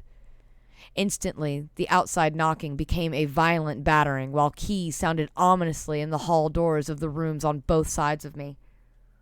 Rushing through the newly opened connection, I succeeded in bolting the northerly hall door before the lock could be turned, but even as I did so, I heard the hall door of the third room, the one from whose window I had hoped to reach the roof of below, being tried with a pass key. For an instant I felt absolute despair, since my trapping in a chamber with no window egress seemed complete. A wave of almost abnormal horror swept over me and invested with a terrible but unexplainable singularity the flashlight glimpsed dust prints made by the intruder who had lately tried my door from this room. Then, with a dazed automatism which persisted despite hopelessness, I made for the next connecting door and performed the blind motion of pushing at it in an effort to get through, and granting that fastenings might be as providentially intact as in this second room, bolt the hall door before the lock could be turned from outside. Sheer fortunate chance gave me my reprieve, for the connecting door before me was not only unlocked but actually ajar. In a second I was through, and had my right knee and shoulder against a hall door which was visibly opening inward. My pressure took the opener off guard, for the thing shut as I pushed, so that I could slip the well-conditioned bolt as I had done with the other door. As I gained this respite, I heard the battering at the other doors abate, while a confused clatter came from the connecting door I had shielded with the bedstead. Evidently, the bulk of my assailants had entered the southerly room and were massing in a lateral attack. But at the same moment a pass key sounded in the next door to the north, and I knew that a nearer peril was at hand. The northward connecting door was wide open, and there was no time to think about checking the already turning lock in the hall. All I could do was shut and bolt the open connecting door, as well as its mate on the opposite side, pushing a bedstead against the one and a bureau against the other, and moving to a washstand in front of the hall door. I saw, trust to such makeshift barriers to shield me till I could get out the window and on the roof of the Payne Street block. But even in this acute moment, my chief horror was something apart from the immediate weakness of my defenses. I was shuddering because not one of my pursuers, despite some hideous pantings, gruntings, and subdued barkings at odd intervals, was uttering an unmuffled or intelligible vocal sound. As I moved the furniture and rushed toward the windows, I heard frightful scurrying along the corridor toward the room north of me, and perceived that the southward battering had ceased. Plainly, most of my opponents were about to concentrate against the feeble connecting door which they knew must open directly on me.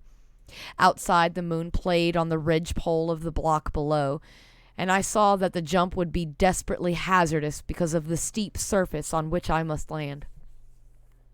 Surveying the conditions, I chose the more southerly of the two windows as my avenue of escape, planning to land on the inner slope of the roof and make for the nearest skylight.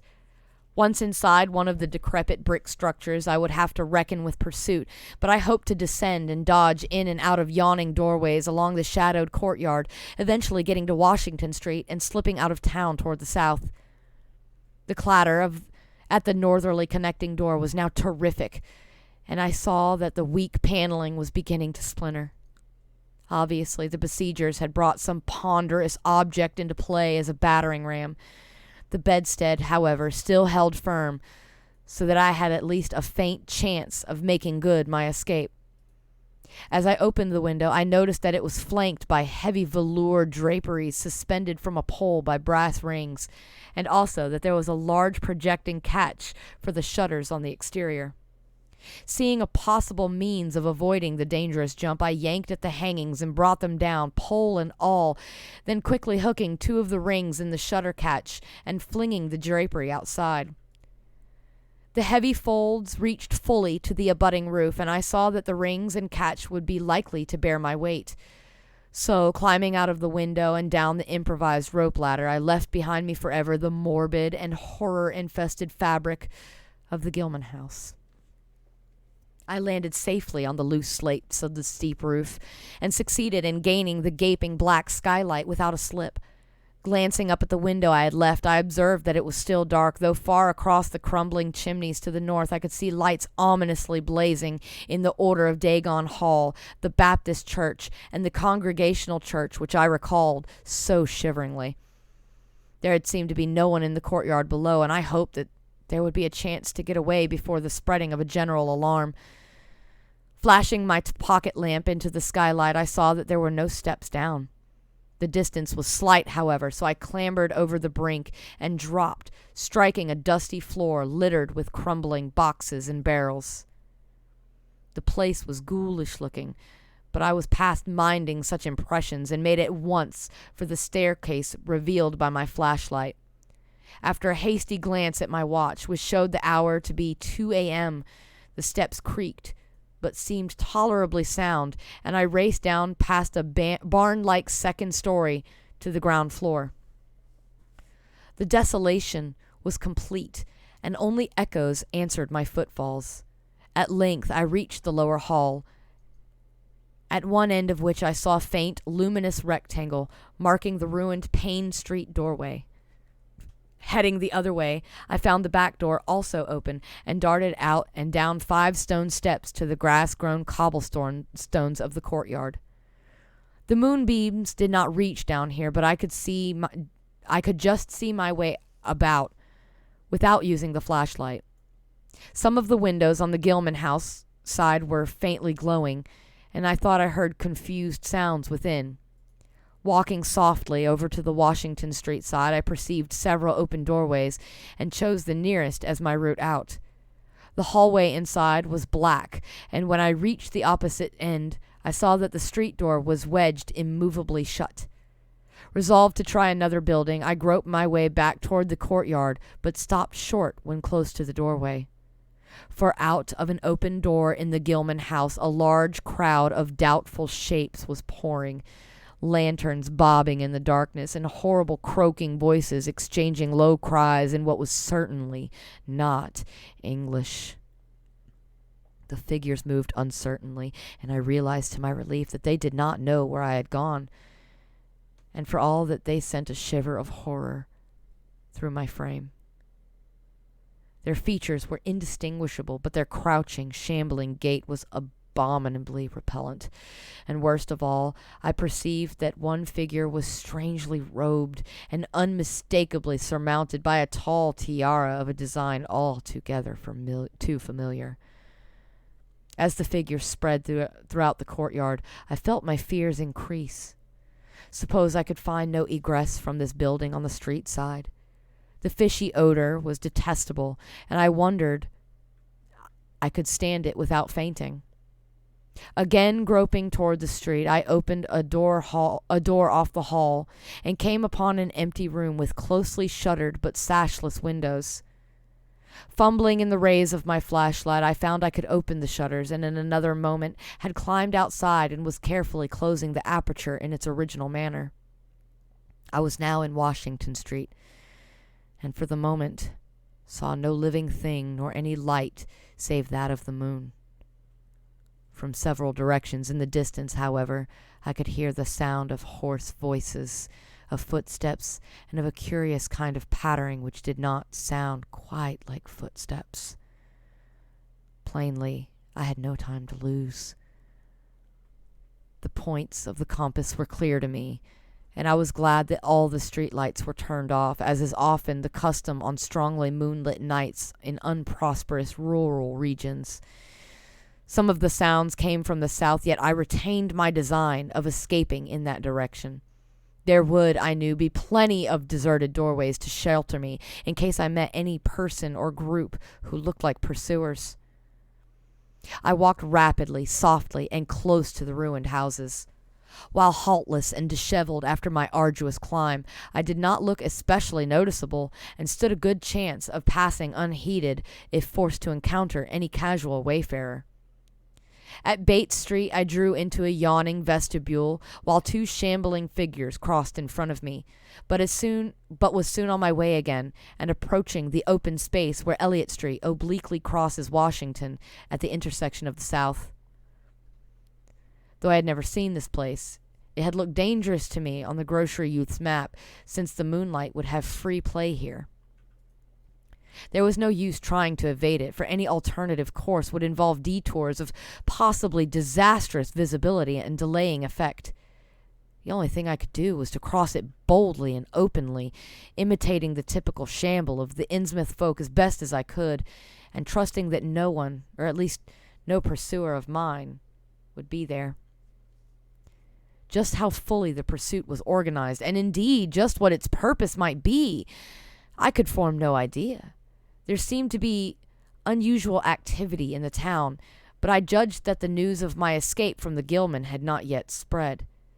I would, of course, soon have to shift from Washington to some other southward street, for that party from the hotel would doubtless be after me. I must have left dust prints in the last old building, revealing how I gained the street. The open space was, as I had expected, strongly moonlit, and I saw mountains of a park-like, iron-railed green in its center. Fortunately, no one was about, though a curious sort of buzz or roar seemed to be increasing in the direction of Town Square. South Street was very wide, leading directly down to a slight declivity to the waterfront, and commanding a long view out at sea. I hoped that no one would be glancing up it from afar as I crossed into the bright moonlight. My progress was unimpeded, and no fresh sound arose to hint that I had been spied. Glancing about me, I involuntarily let my pace slacken for a second to take in the sight of the sea, gorgeous in the burning moonlight at the street's end. Far out beyond the breakwater was the dim, dark line of Devil Reef, and as I glimpsed it, I could not help thinking of all the hideous legends that I had heard in the last 34 hours, legends which portrayed this ragged rock as a veritable gateway to the realms of unfathomed horror and inconceivable abnormality. Then, without warning, I saw the intermittent flashes of light on the distant reef. They were definite and unmistakable, and awaked in my mind a blind horror beyond all rational proportion. My muscles tightened for the panic flight, held in only by a certain unconscious caution and half-hypnotic fascination. And to make matters worse, there now flashed forth from the lofty cupola of the Gilman house, which loomed up in the northeast behind me, a series of analogous, though differently spaced gleams, which could be nothing less than an answering signal. Controlling my muscles and realizing afresh how plainly visible I was, I resumed my brisker and feignedly shambling pace, though keeping my eyes on that hellish and ominous reef as long as the opening of South Street gave me a seaward view. What the whole proceeding meant I could not imagine, unless it involved some strange rite connected with Devil Reef, or unless some party had landed from a ship on that sinister rock. I now bent to the left around the ruinous green, still gazing toward the ocean as it blazed in the spectral summer moonlight, and watching the cryptical flashing of those nameless, unexplainable beacons. It was then that the most horrible impression of all was borne in upon me, the impression which destroyed my last vestige of self-control and set me running frantically southward past the yawning black doorways and fishily staring windows of that deserted nightmare street. For at a closer glance, I saw that the moonlit waters between the reef and the shore were far from empty. They were alive with a teeming horde of shapes swimming inward toward the town, and even at my vast distance, and in my single moment of perception, I could tell that the bobbing heads and flailing arms were alien and aberrant and in a way scarcely to be expressed or consciously formulated. My frantic running ceased before I had covered the block, for at my left I began to hear something like the hue and cry of organized pursuit, There were footsteps and guttural sounds, and a rattling motor wheezed along South Federal Street. In a second, all my plans were utterly changed, for if the southward highway were blocked ahead of me, I must clearly find another egress from Innsmouth. I paused and drew into a gaping doorway, reflecting how lucky I was to have left the moonlit open space before these pursuers came down the parallel street. A second reflection was less comforting. Since the pursuit was down another street, it was plain that the party was not following me directly. It had not seen me, but was simply obeying a general plan of cutting off my escape. This, however, implied that all roads leading out of Innsmouth were similarly patrolled, for the denizens could not have known what route I intended to take. If this were so, I would have to make my retreat across country away from any road. But how could I do that in view of the marshy and creek-riddled nature of all the surrounding region? For a moment my brain reeled, both from sheer hopelessness and from a rapid increase in the omnipresent fishy odor. Then I thought of the abandoned railway to Rowley, whose solid line of ballasted, weed-grown earth still stretched off to the northwest from the crumbling station on the edge of the river gorge. There was just a chance that the townsfolk would not think of that, since its briar-choked desertion made it half impassable, and the unlikeliest of all avenues for a fugitive to choose. I had seen it clearly from my hotel window, and knew about how it lay. Most of its earlier length was uncomfortably visible from the Rowley Road and from high places in the town itself, but one could perhaps crawl inconspicuously through the undergrowth. At any rate, it would form my only chance of deliverance, and there was nothing to do but try it.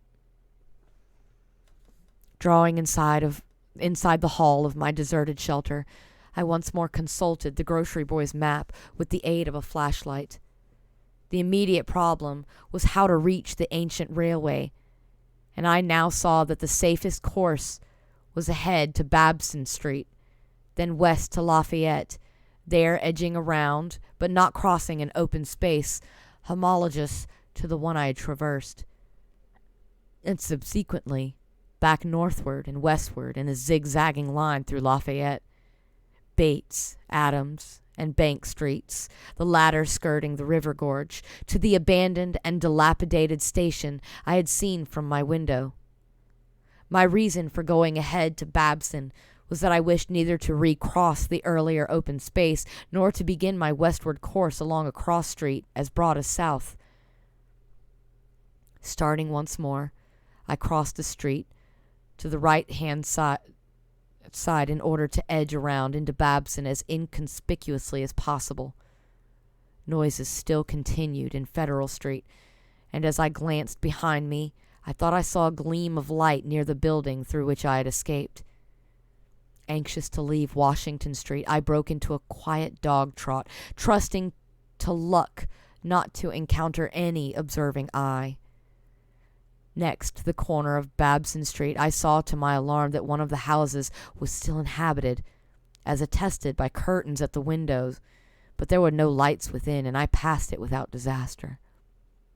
In Babson Street, which crossed Federal and might thus reveal me to the searchers, I clung as closely as possible to the sagging, uneven buildings, twice pausing in a doorway as the noises behind me momentarily increased.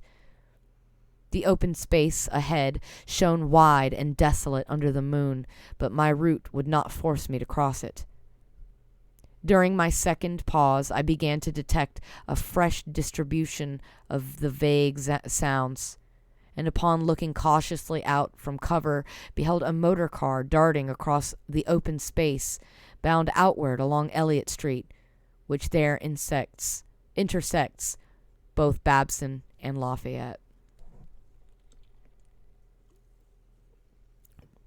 As I watched, choked by sudden rise in the fishy odor after short abatement, I saw a band of uncouth, crouching shapes loping and shambling in the same direction, and knew that this must be the party guarding the Ipswich road, since the highway forms an extension of Elliott Street. Two of the figures I glimpsed were in voluminous robes, and one wore a peaked diadem which glistened whitely in the moonlight. The gait of this figure was so odd that it sent a chill through me, for it seemed to me that the creature was almost hopping. When the last of the band was out of sight, I resumed my progress, darting around the corner into Lafayette Street and crossing Elliott very hurriedly, lest stragglers of the party be still advancing along that thoroughfare. I did hear some croaking and clattering sounds far off toward Town Square, but accomplished the passage without disaster. My greatest dread was in recrossing Broad and moonlit South Street, with its seaward view, and I had to nerve myself for the ordeal. Someone might easily be looking, and possible Elliott Street stragglers could not fail to glimpse me from either of 2 points. At the last moment, I decided I had better slacken my trot and make the crossing, as before, in the shambling gait of an average Innsmouth native. When the view of the water again opened out, this time on my right, I was half determined not to look at it at all. I could not, however, resist, but cast sidelong glance as I carefully and imitatively shambled toward the protecting shadows ahead.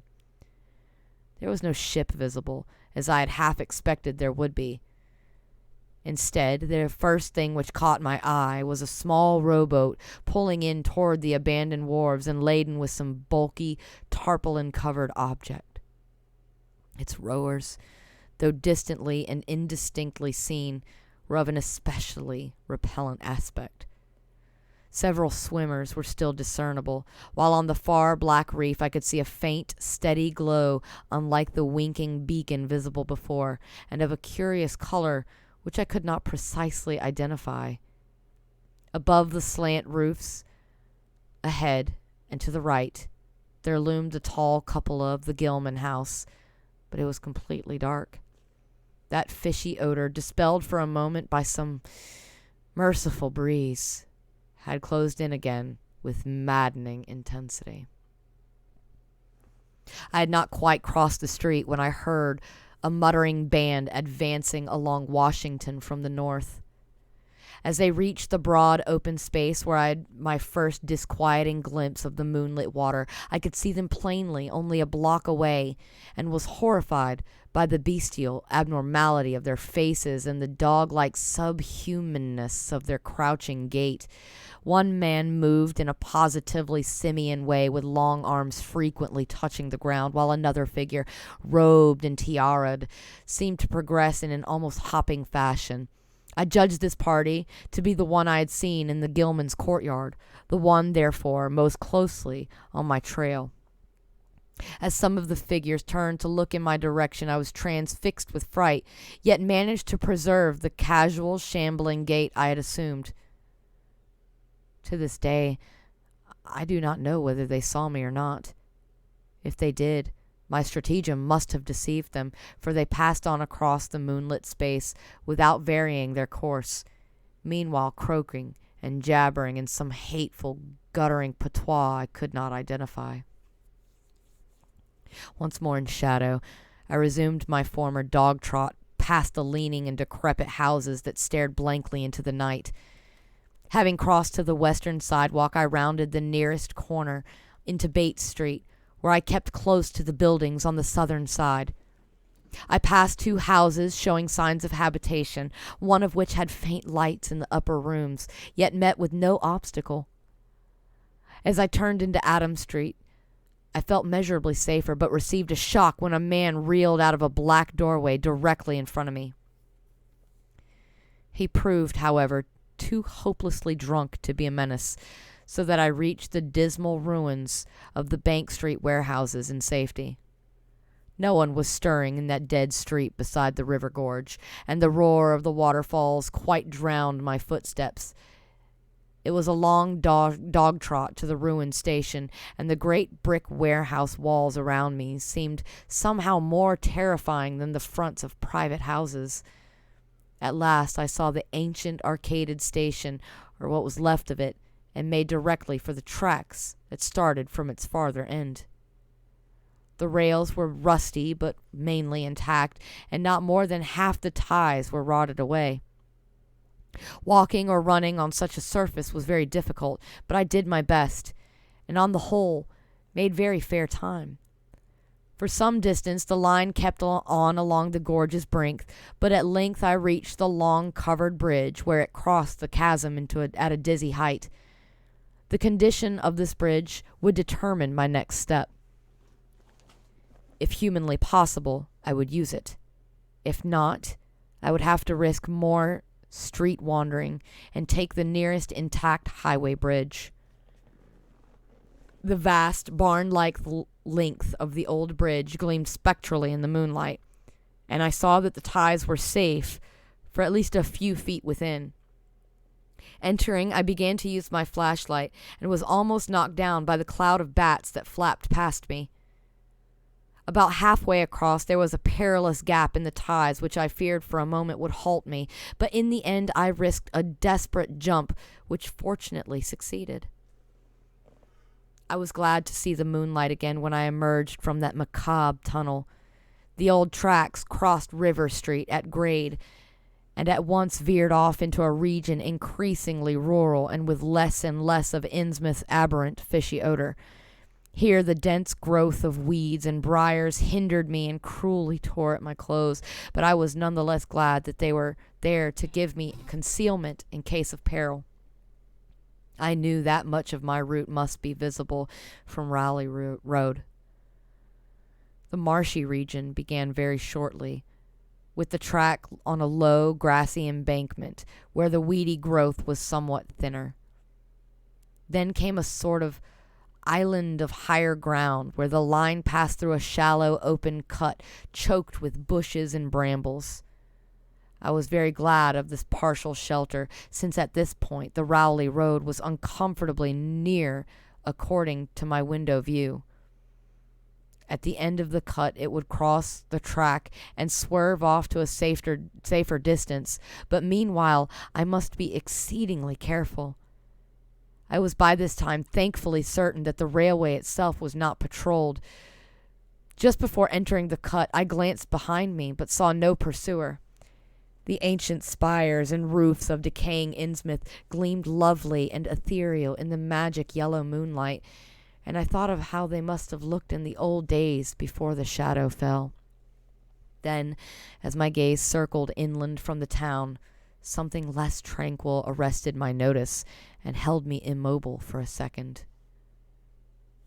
What I saw, or fancied I saw, was a disturbing suggestion of undulant motion far to the south, a suggestion which made me conclude that a very large horde must be pouring out of the city along the level Ipswich Road.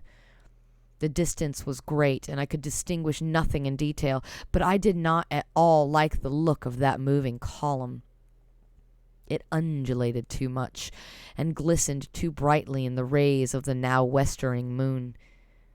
There was a suggestion of sound, too, though the wind was blowing the other way, a suggestion of bestial scraping and bellowing even worse than the muttering of the parties I had lately overheard. All sorts of unpleasant conjectures crossed my mind. I thought of those very extreme Innsmouth types said to be hidden in crumbling centuried warrens near the waterfront.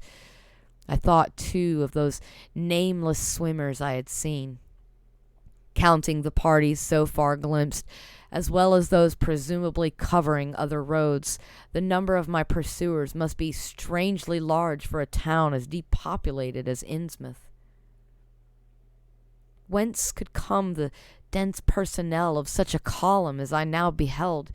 Did those ancient, unplumbed warrens teem with a twisted, uncatalogued, and unsuspected life?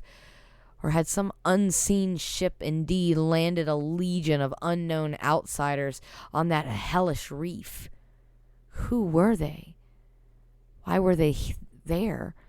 And if such a column of them was scouring the Ipswich Road, would the patrols on the other roads be likewise augmented? I had entered the brush-grown cut and was struggling along at a very slow pace when that damnable fishy odor again waxed dominant. Had the wind suddenly changed eastward, so that it blew in from the sea and over the town? It must have, I concluded, since I now began to hear shocking guttural murmurs from that hitherto silent direction.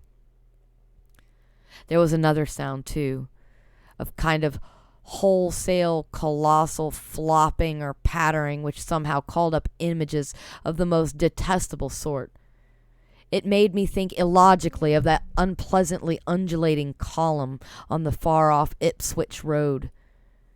And then both the stench and the sounds grew stronger, so that I paused, shivering and grateful for the cut's protection. It was here, I recalled, that Rowley Road drew so close to the old railway before crossing westward and diverging. Something was coming along that road, and I must lie low till its passage and vanishment in the distance. Thank heaven these creatures employed no dogs for trafficking, though perhaps that would have been impossible amidst the omnipresent regional odor.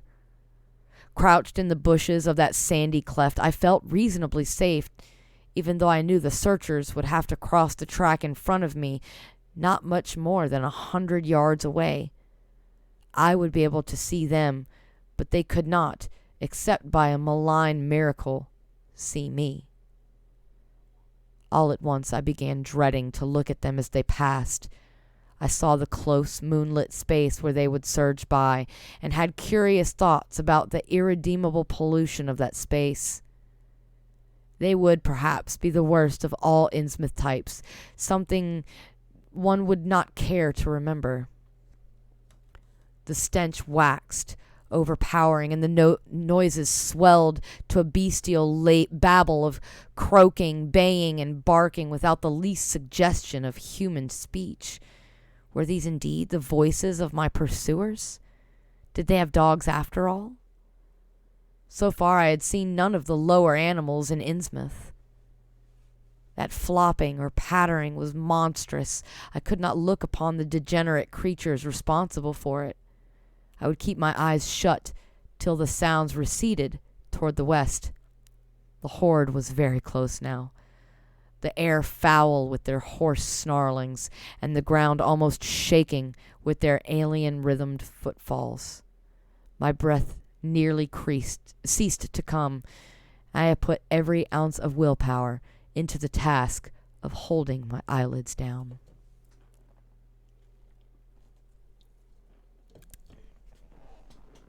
I'm not even yet willing to say whether what followed was a hideous actuality or only a nightmare hallucination. The later action of the government after my frantic appeals would tend to confirm it as a monstrous truth, but could not a hallucination have been repeated under the quasi-hypnotic spell of that ancient, haunted, and shadowed town? Such places have strange properties, and the legacy of insane legend might well have acted on more than one human imagination amidst those dead, stench-cursed streets and huddles of rotting roofs and crumbling steeples. Is it not possible that the germ of an actual contagious madness lurks in the depths of that shadow over Innsmouth? Who can be sure of reality after hearing things like the tale of old Zadok Allen? The government men never found poor Zadok, and have no conjectures to make as to what became of him. Where does madness leave off and reality begin? Is it possible that even my latest fear is sheer delusion? But I must try to tell what I thought I saw that night under the mocking yellow moon. Saw surging and hopping down the Rowley Road in plain sight in front of me as I crouched among the wild brambles of that desolate railway cut. Of course, my resolution to keep my eyes shut had failed. It was foredoomed to failure, for who could crouch blindly while a legion of croaking, baying entities of unknown source flopped noisomely past, scarcely more than 100 yards away? I thought I was prepared for the worst, and I really ought to have been prepared, considering what I'd seen before. My other pursuers had been accursedly abnormal, so should I not have been ready to face a strengthening of the abnormal element? To look upon forms in which there was no mixture of the normal at all? I did not open my eyes until the raucous clamor came loudly from a point obviously straight ahead.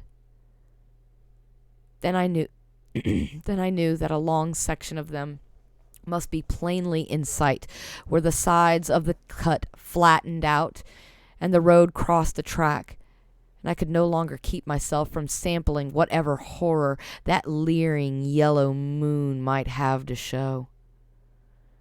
It was the end, and for whatever remains to me of life on the surface of this earth, of every vestige of mental peace and confidence in the integrity of nature and of the human mind,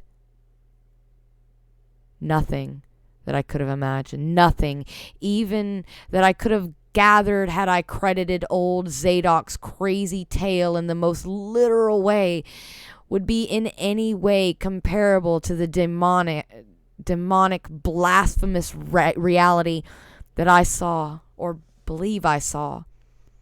I have tried to hint what it was in order to postpone the horror of writing it down baldly. Can it be possible that this planet has actually spawned such things? The human eyes have truly seen as objective flesh what man has hitherto known only in febrile fantasy and tenuous legend. And yet, I saw them in a limitless stream, flopping, hopping, croaking, bleeding, surging inhumanely through the spectral moonlight in a grotesque, malignant saraband of fantastic nightmare. And some of them had tall tiaras of that nameless whitish gold metal, and some were strangely robed, and one who led the way was clad in a ghoulishly humped black coat and striped trousers, and had a man's felt hat perched on the shapeless thing that answered for a head. I think their predominant color was a grayish green, though they had white bellies. They were mostly shiny and slippery, but the ridges of their backs were scaly. Their forms vaguely suggested the anthropoid, while their heads were the heads of fish with prodigious bulging eyes that never closed. At the sides of their necks were palpitating gills, and their long paws were webbed. They hopped irregularly, sometimes on 2 legs and sometimes on 4.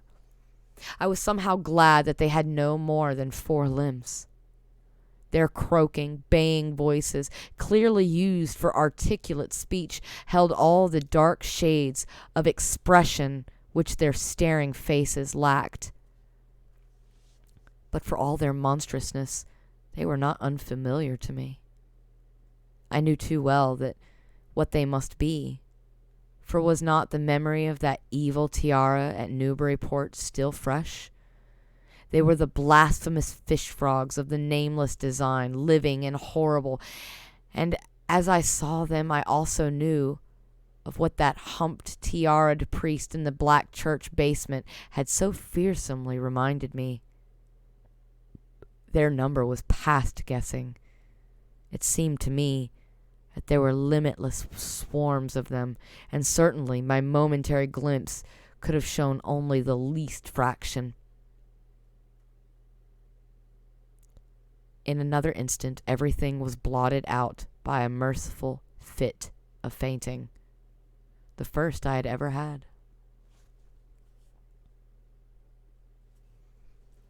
Take a sip.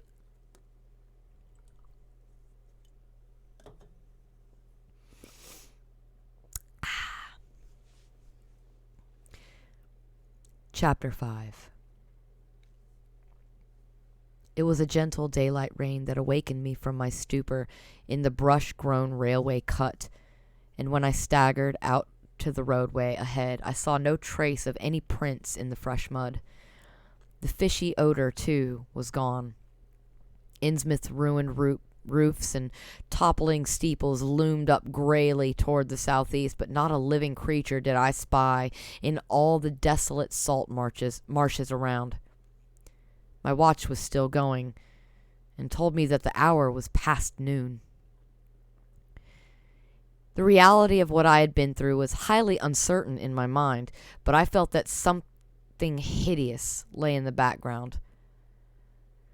I must get away from evil-shadowed Innsmouth, and accordingly I began to test my cramped, wearied powers of locomotion. Despite weakness, hunger, horror, and bewilderment, I found myself after a long time able to walk, so started slowly along the muddy road to Rowley. Before evening I was in the village, getting a meal and providing myself with presentable clothes. I caught the night train to Arkham, and the next day talked long and earnestly with government officials there, a process I later repeated in Boston. With the main result of these colloquies, the public is now familiar, and I wish, for normality's sake, there were nothing more to tell. Perhaps it is madness that is overtaking me, yet perhaps a greater horror or a greater marvel is reaching out. As may well be imagined, I gave up most of the foreplanned features of the rest of my tour. The scenic, architectural, and antiquarian diversions on which I had counted so heavily, nor did I dare look for that piece of strange jewelry said to be in the Miskatonic University Museum. I did, however, improve my stay in Arkham by collecting some genealogical notes I had long wished to possess. Very rough and hasty data, it is true, but capable of good use later on, when I might have time to collate and codify them. The curator of Historical Society there, Mr. E. Lapham Peabody, was very courteous about assisting me and expressed unusual interest when I told him I was a grandson of Eliza Orne of Arkham, who was born in 1867 and married James Williamson of Ohio at the age of 17. It seemed that a maternal uncle of mine had been there many years before on a quest much like my own, and that my grandmother's family was a topic of some local curiosity. There had, Mr. Peabody said, been a considerable discussion about the marriage of her father, Benjamin Orne, just after the Civil War, since the ancestry of the bride was peculiarly puzzling. The bride was understood to have been an orphaned Marsh of New Hampshire, a cousin of the Essex County Marshes, but her education had been in France, and she knew very little of her family. A guardian had deposited funds into a Boston bank to maintain her and her French governess, but that guardian's name was unfamiliar to Arkham people, and in time he dropped out of sight, so that the governess assumed his role by court appointment. The Frenchwoman, now long dead, was very taciturn, and there were those who said she could have told more than she did. But the most baffling thing was the inability of anyone to place the recorded parents of the young woman, Enoch and Lydia Meserve Marsh, among the known families of New Hampshire. Possibly, many suggested, she was the natural daughter of some Marsh of prominence. She certainly had true Marsh eyes. Most of the puzzling was done after her early death, which took place at the birth of my grandmother, her only child. Having formed some disagreeable impressions connected with the name of Marsh, I did not welcome the news that it belonged on my own ancestral tree, nor was I pleased by Mr. Peabody's suggestion that I had the true Marsh eyes myself. However, I was grateful for data which I knew would prove valuable, and took copious notes and lists of book references regarding the well-documented Orton family. I went directly home to Toledo from Boston, and later spent a month at Maumee recuperating from my ordeal. In September, I entered Oberlin for my final year, and from then till next June was busy with studies and other wholesome activities, reminded of the bygone terror only by occasional official visits from government men in connection with the campaign which my pleas and evidence had started. Around the middle of July, just a year after the Innsmouth experience, I spent a week with my late mother's family in Cleveland, checking some of my new genealogical data with the various notes, traditions, and bits of heirloom material in existence there, and seeing what kind of connected chart I could construct. I did not exactly relish the task, for the atmosphere of the Williamson home had always depressed me. There was a strain of morbidity there, and my mother had never encouraged my visiting her parents as a child, although she always welcomed her father when he came to Toledo. My Arkham-born grandmother had seemed strange and almost terrifying to me, and I do not think I grieved when she disappeared. I was 8 years old then, and it was said that she had wandered off in grief after the suicide of my Uncle Douglas, her eldest son. He had shot himself after a trip to New England, the same trip, no doubt, which had caused him to be recalled at the Arkham Historical Society. This uncle had resembled her, and I had never liked him either. Something about the staring, unwinking expression of both of them had given me the vague, unaccountable easiness. My mother and Uncle Walter had not looked like that. They were like their father, though poor little cousin Lawrence, Walter's son, had been an almost perfect duplicate of his grandmother before his condition took him with the permanent seclusion of a sanitarium at Canton. I had not seen him in 4 years, but my uncle once implied that his state, both mental and physical, was very bad. This worry had probably been a major cause of his mother's death 2 years before. My grandfather and his widowed son Walter now comprised the Cleveland household, but the memory of older times hung thickly over it. I still disliked the place, and tried to get my researches done as quickly as possible.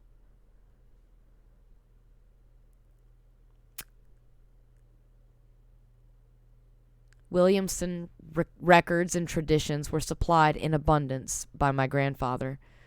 Though for Orne material I had to depend on my Uncle Walter, who put at my disposal the contents of all his files, including notes, letters, cuttings, heirlooms, photographs, and miniatures.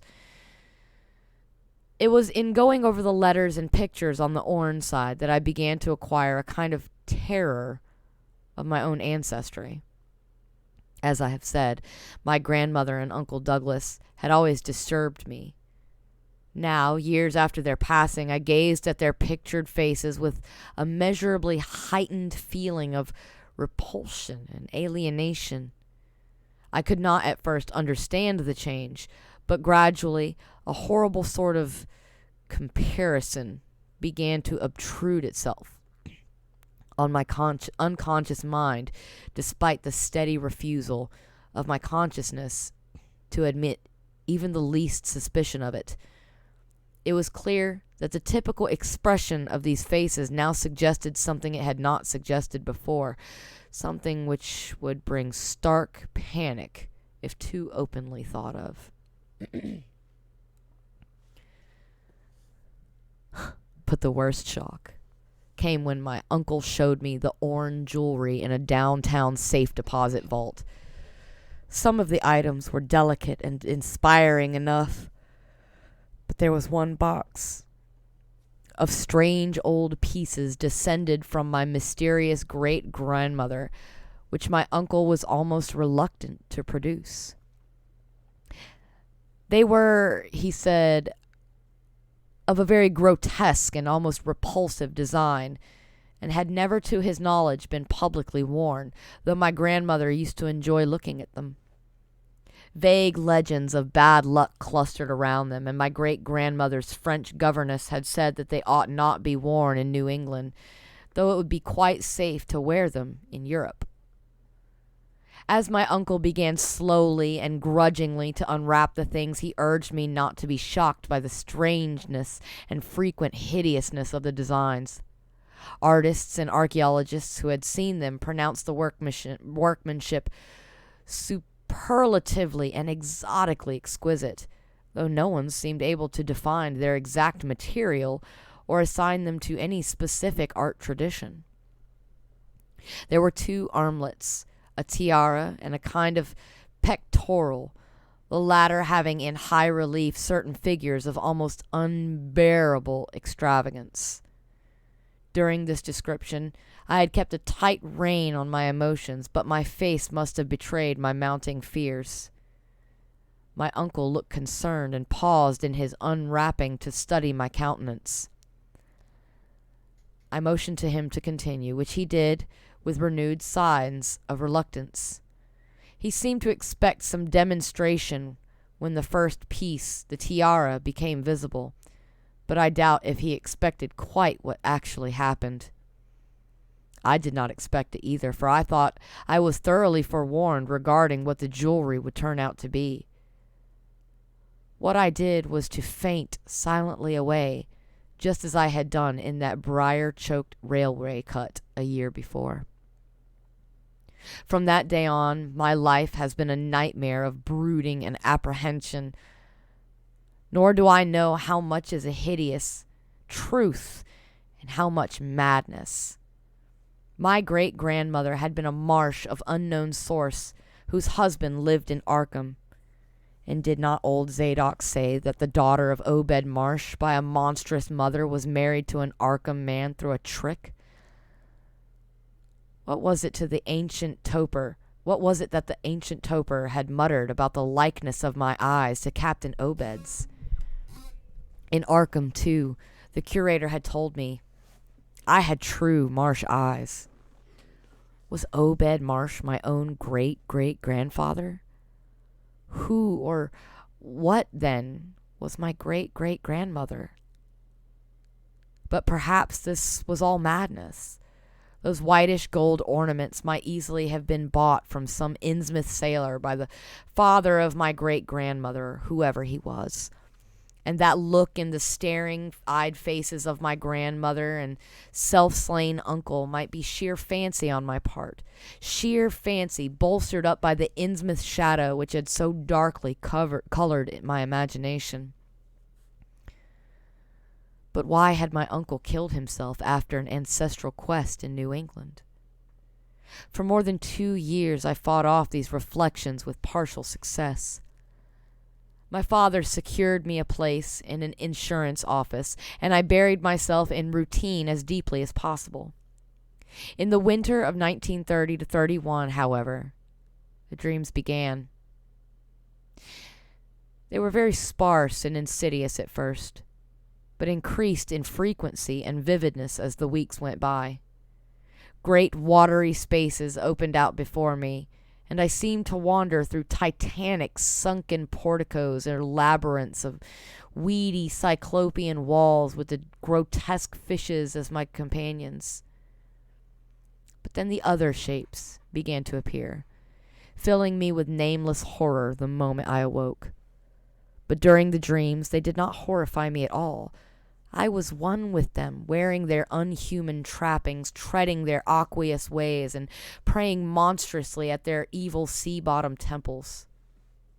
There was much more than I could remember, but even what I did remember each morning would be enough to stamp me as a madman or a genius, if ever I dared write it down.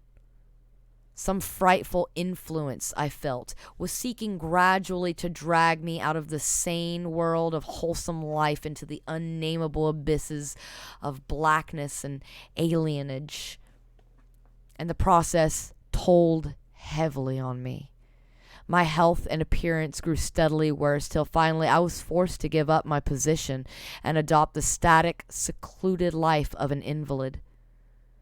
Some odd nervous affliction had me in its grip, and I found myself at times almost unable to shut my eyes. It was then that I began to study the mirror with mounting alarm. The slow ravages of disease are not pleasant to watch, but in my case, there was something subtler and more puzzling in the background. My father seemed to notice it too, for he began looking at me curiously and almost affrightedly. What was taking place in me? Could it be that I was coming to resemble my grandmother and Uncle Douglas? One night I had a frightful dream in which I met my grandmother under the sea. She lived in a phosphorescent palace of many terraces, with gardens of strange leprous corals and grotesque brachiate efflorescences, and welcomed me with a warmth that may have been sardonic. She had changed, as those who take to the water change, and told me that she had never died. Instead, she had gone to a spot her dead son had learned about, and had leaped to a realm whose wonders, destined for him's well, he had spurned with a smoking pistol. This was to be my realm too. I could not escape it. I would never die, but would live with those who had lived since before man had ever walked the earth.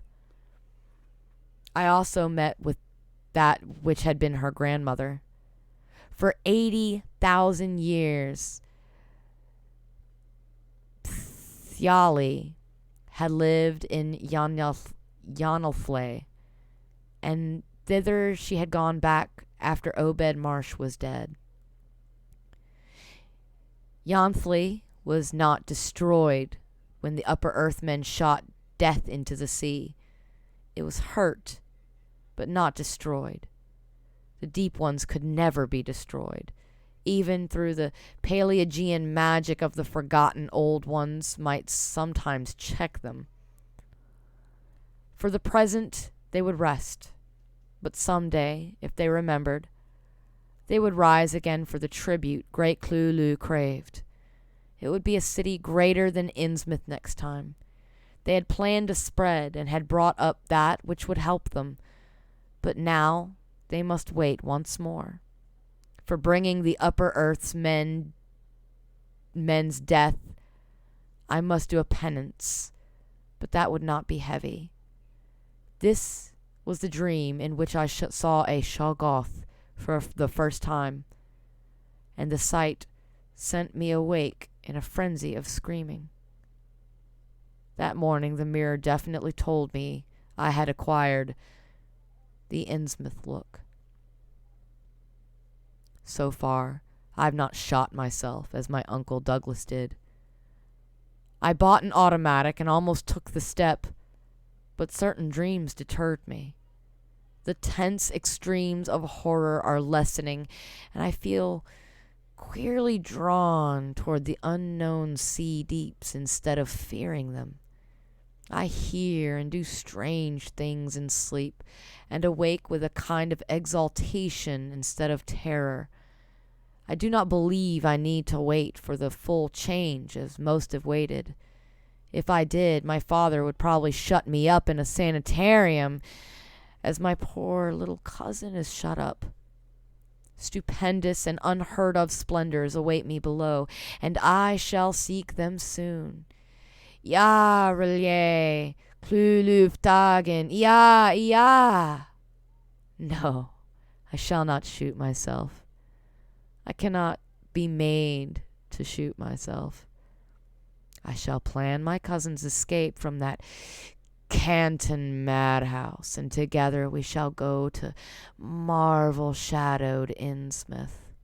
We shall swim out to that brooding reef in the sea, and dive down through black abysses to Cyclopean and many-columned Yanfle, and in that lair of the deep ones we shall dwell amidst wonder and glory forever.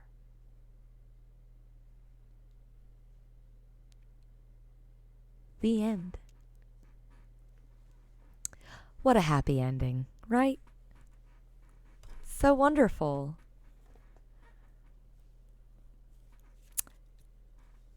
So let me know what you guys thought of the Shadow Over Innsmouth. It's a great story. Has a nice actiony sequence going on. And cosmic horror, whatever. However you say that word, horror. Horror. Thank you, everybody, for hanging out with me tonight. And I only had to replace a few words. Horror. Thank you, Mr. Guy. I know it's Richard. I was gonna say his screen name, but I know how to pronounce his screen name, and it's not appropriate at all. Thank you all for listening to The Shadow Over Innsmouth by H.P. Lovecraft. And again, H.P. Lovecraft was a horrible person, but he wrote good stories. Tell me what you thought. And hey, somebody, one of our admins here, go ahead and throw up our Discord. We're going to throw up our YouTube. On our Discord, we do all kinds of fun stuff. We have a memes channel. We have everything. We have it all. And on youtube.com/jamhandsgaming, we have videos that are gaming. We have videos that are also gaming. And some gaming videos. And eventually, these here will be making it onto our YouTube channel. You can also go onto Facebook and add us on Facebook, and that's where we update, keep you updated on what we're doing, what streams are going to be happening. You can follow us on Instagram. We have like 5 pictures, but they're really good pictures. So follow us on Instagram, and keep us posting. Tell us to post stuff, and we'll post stuff. Anyway. Also, make sure to go to richardisfullofshit.com for latest updates on Richard being absolutely full of it.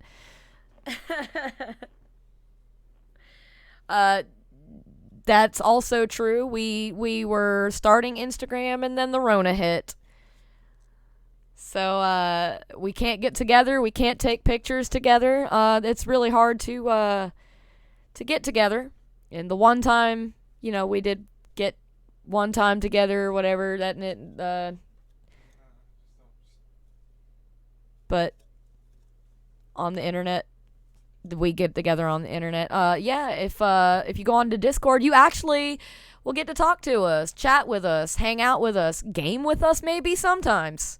If ever somebody's gaming, you never know. Every now and again on streams, we will do giveaways, we will do fun things. Yeah, especially right now when everybody's quarantined, gaming is pretty important. So, hang out with us sometimes. We'll have a good time. We'll have a great time. And thanks again, and I am out of here. And again, and always, have a good night. And don't let the shoggoths bite.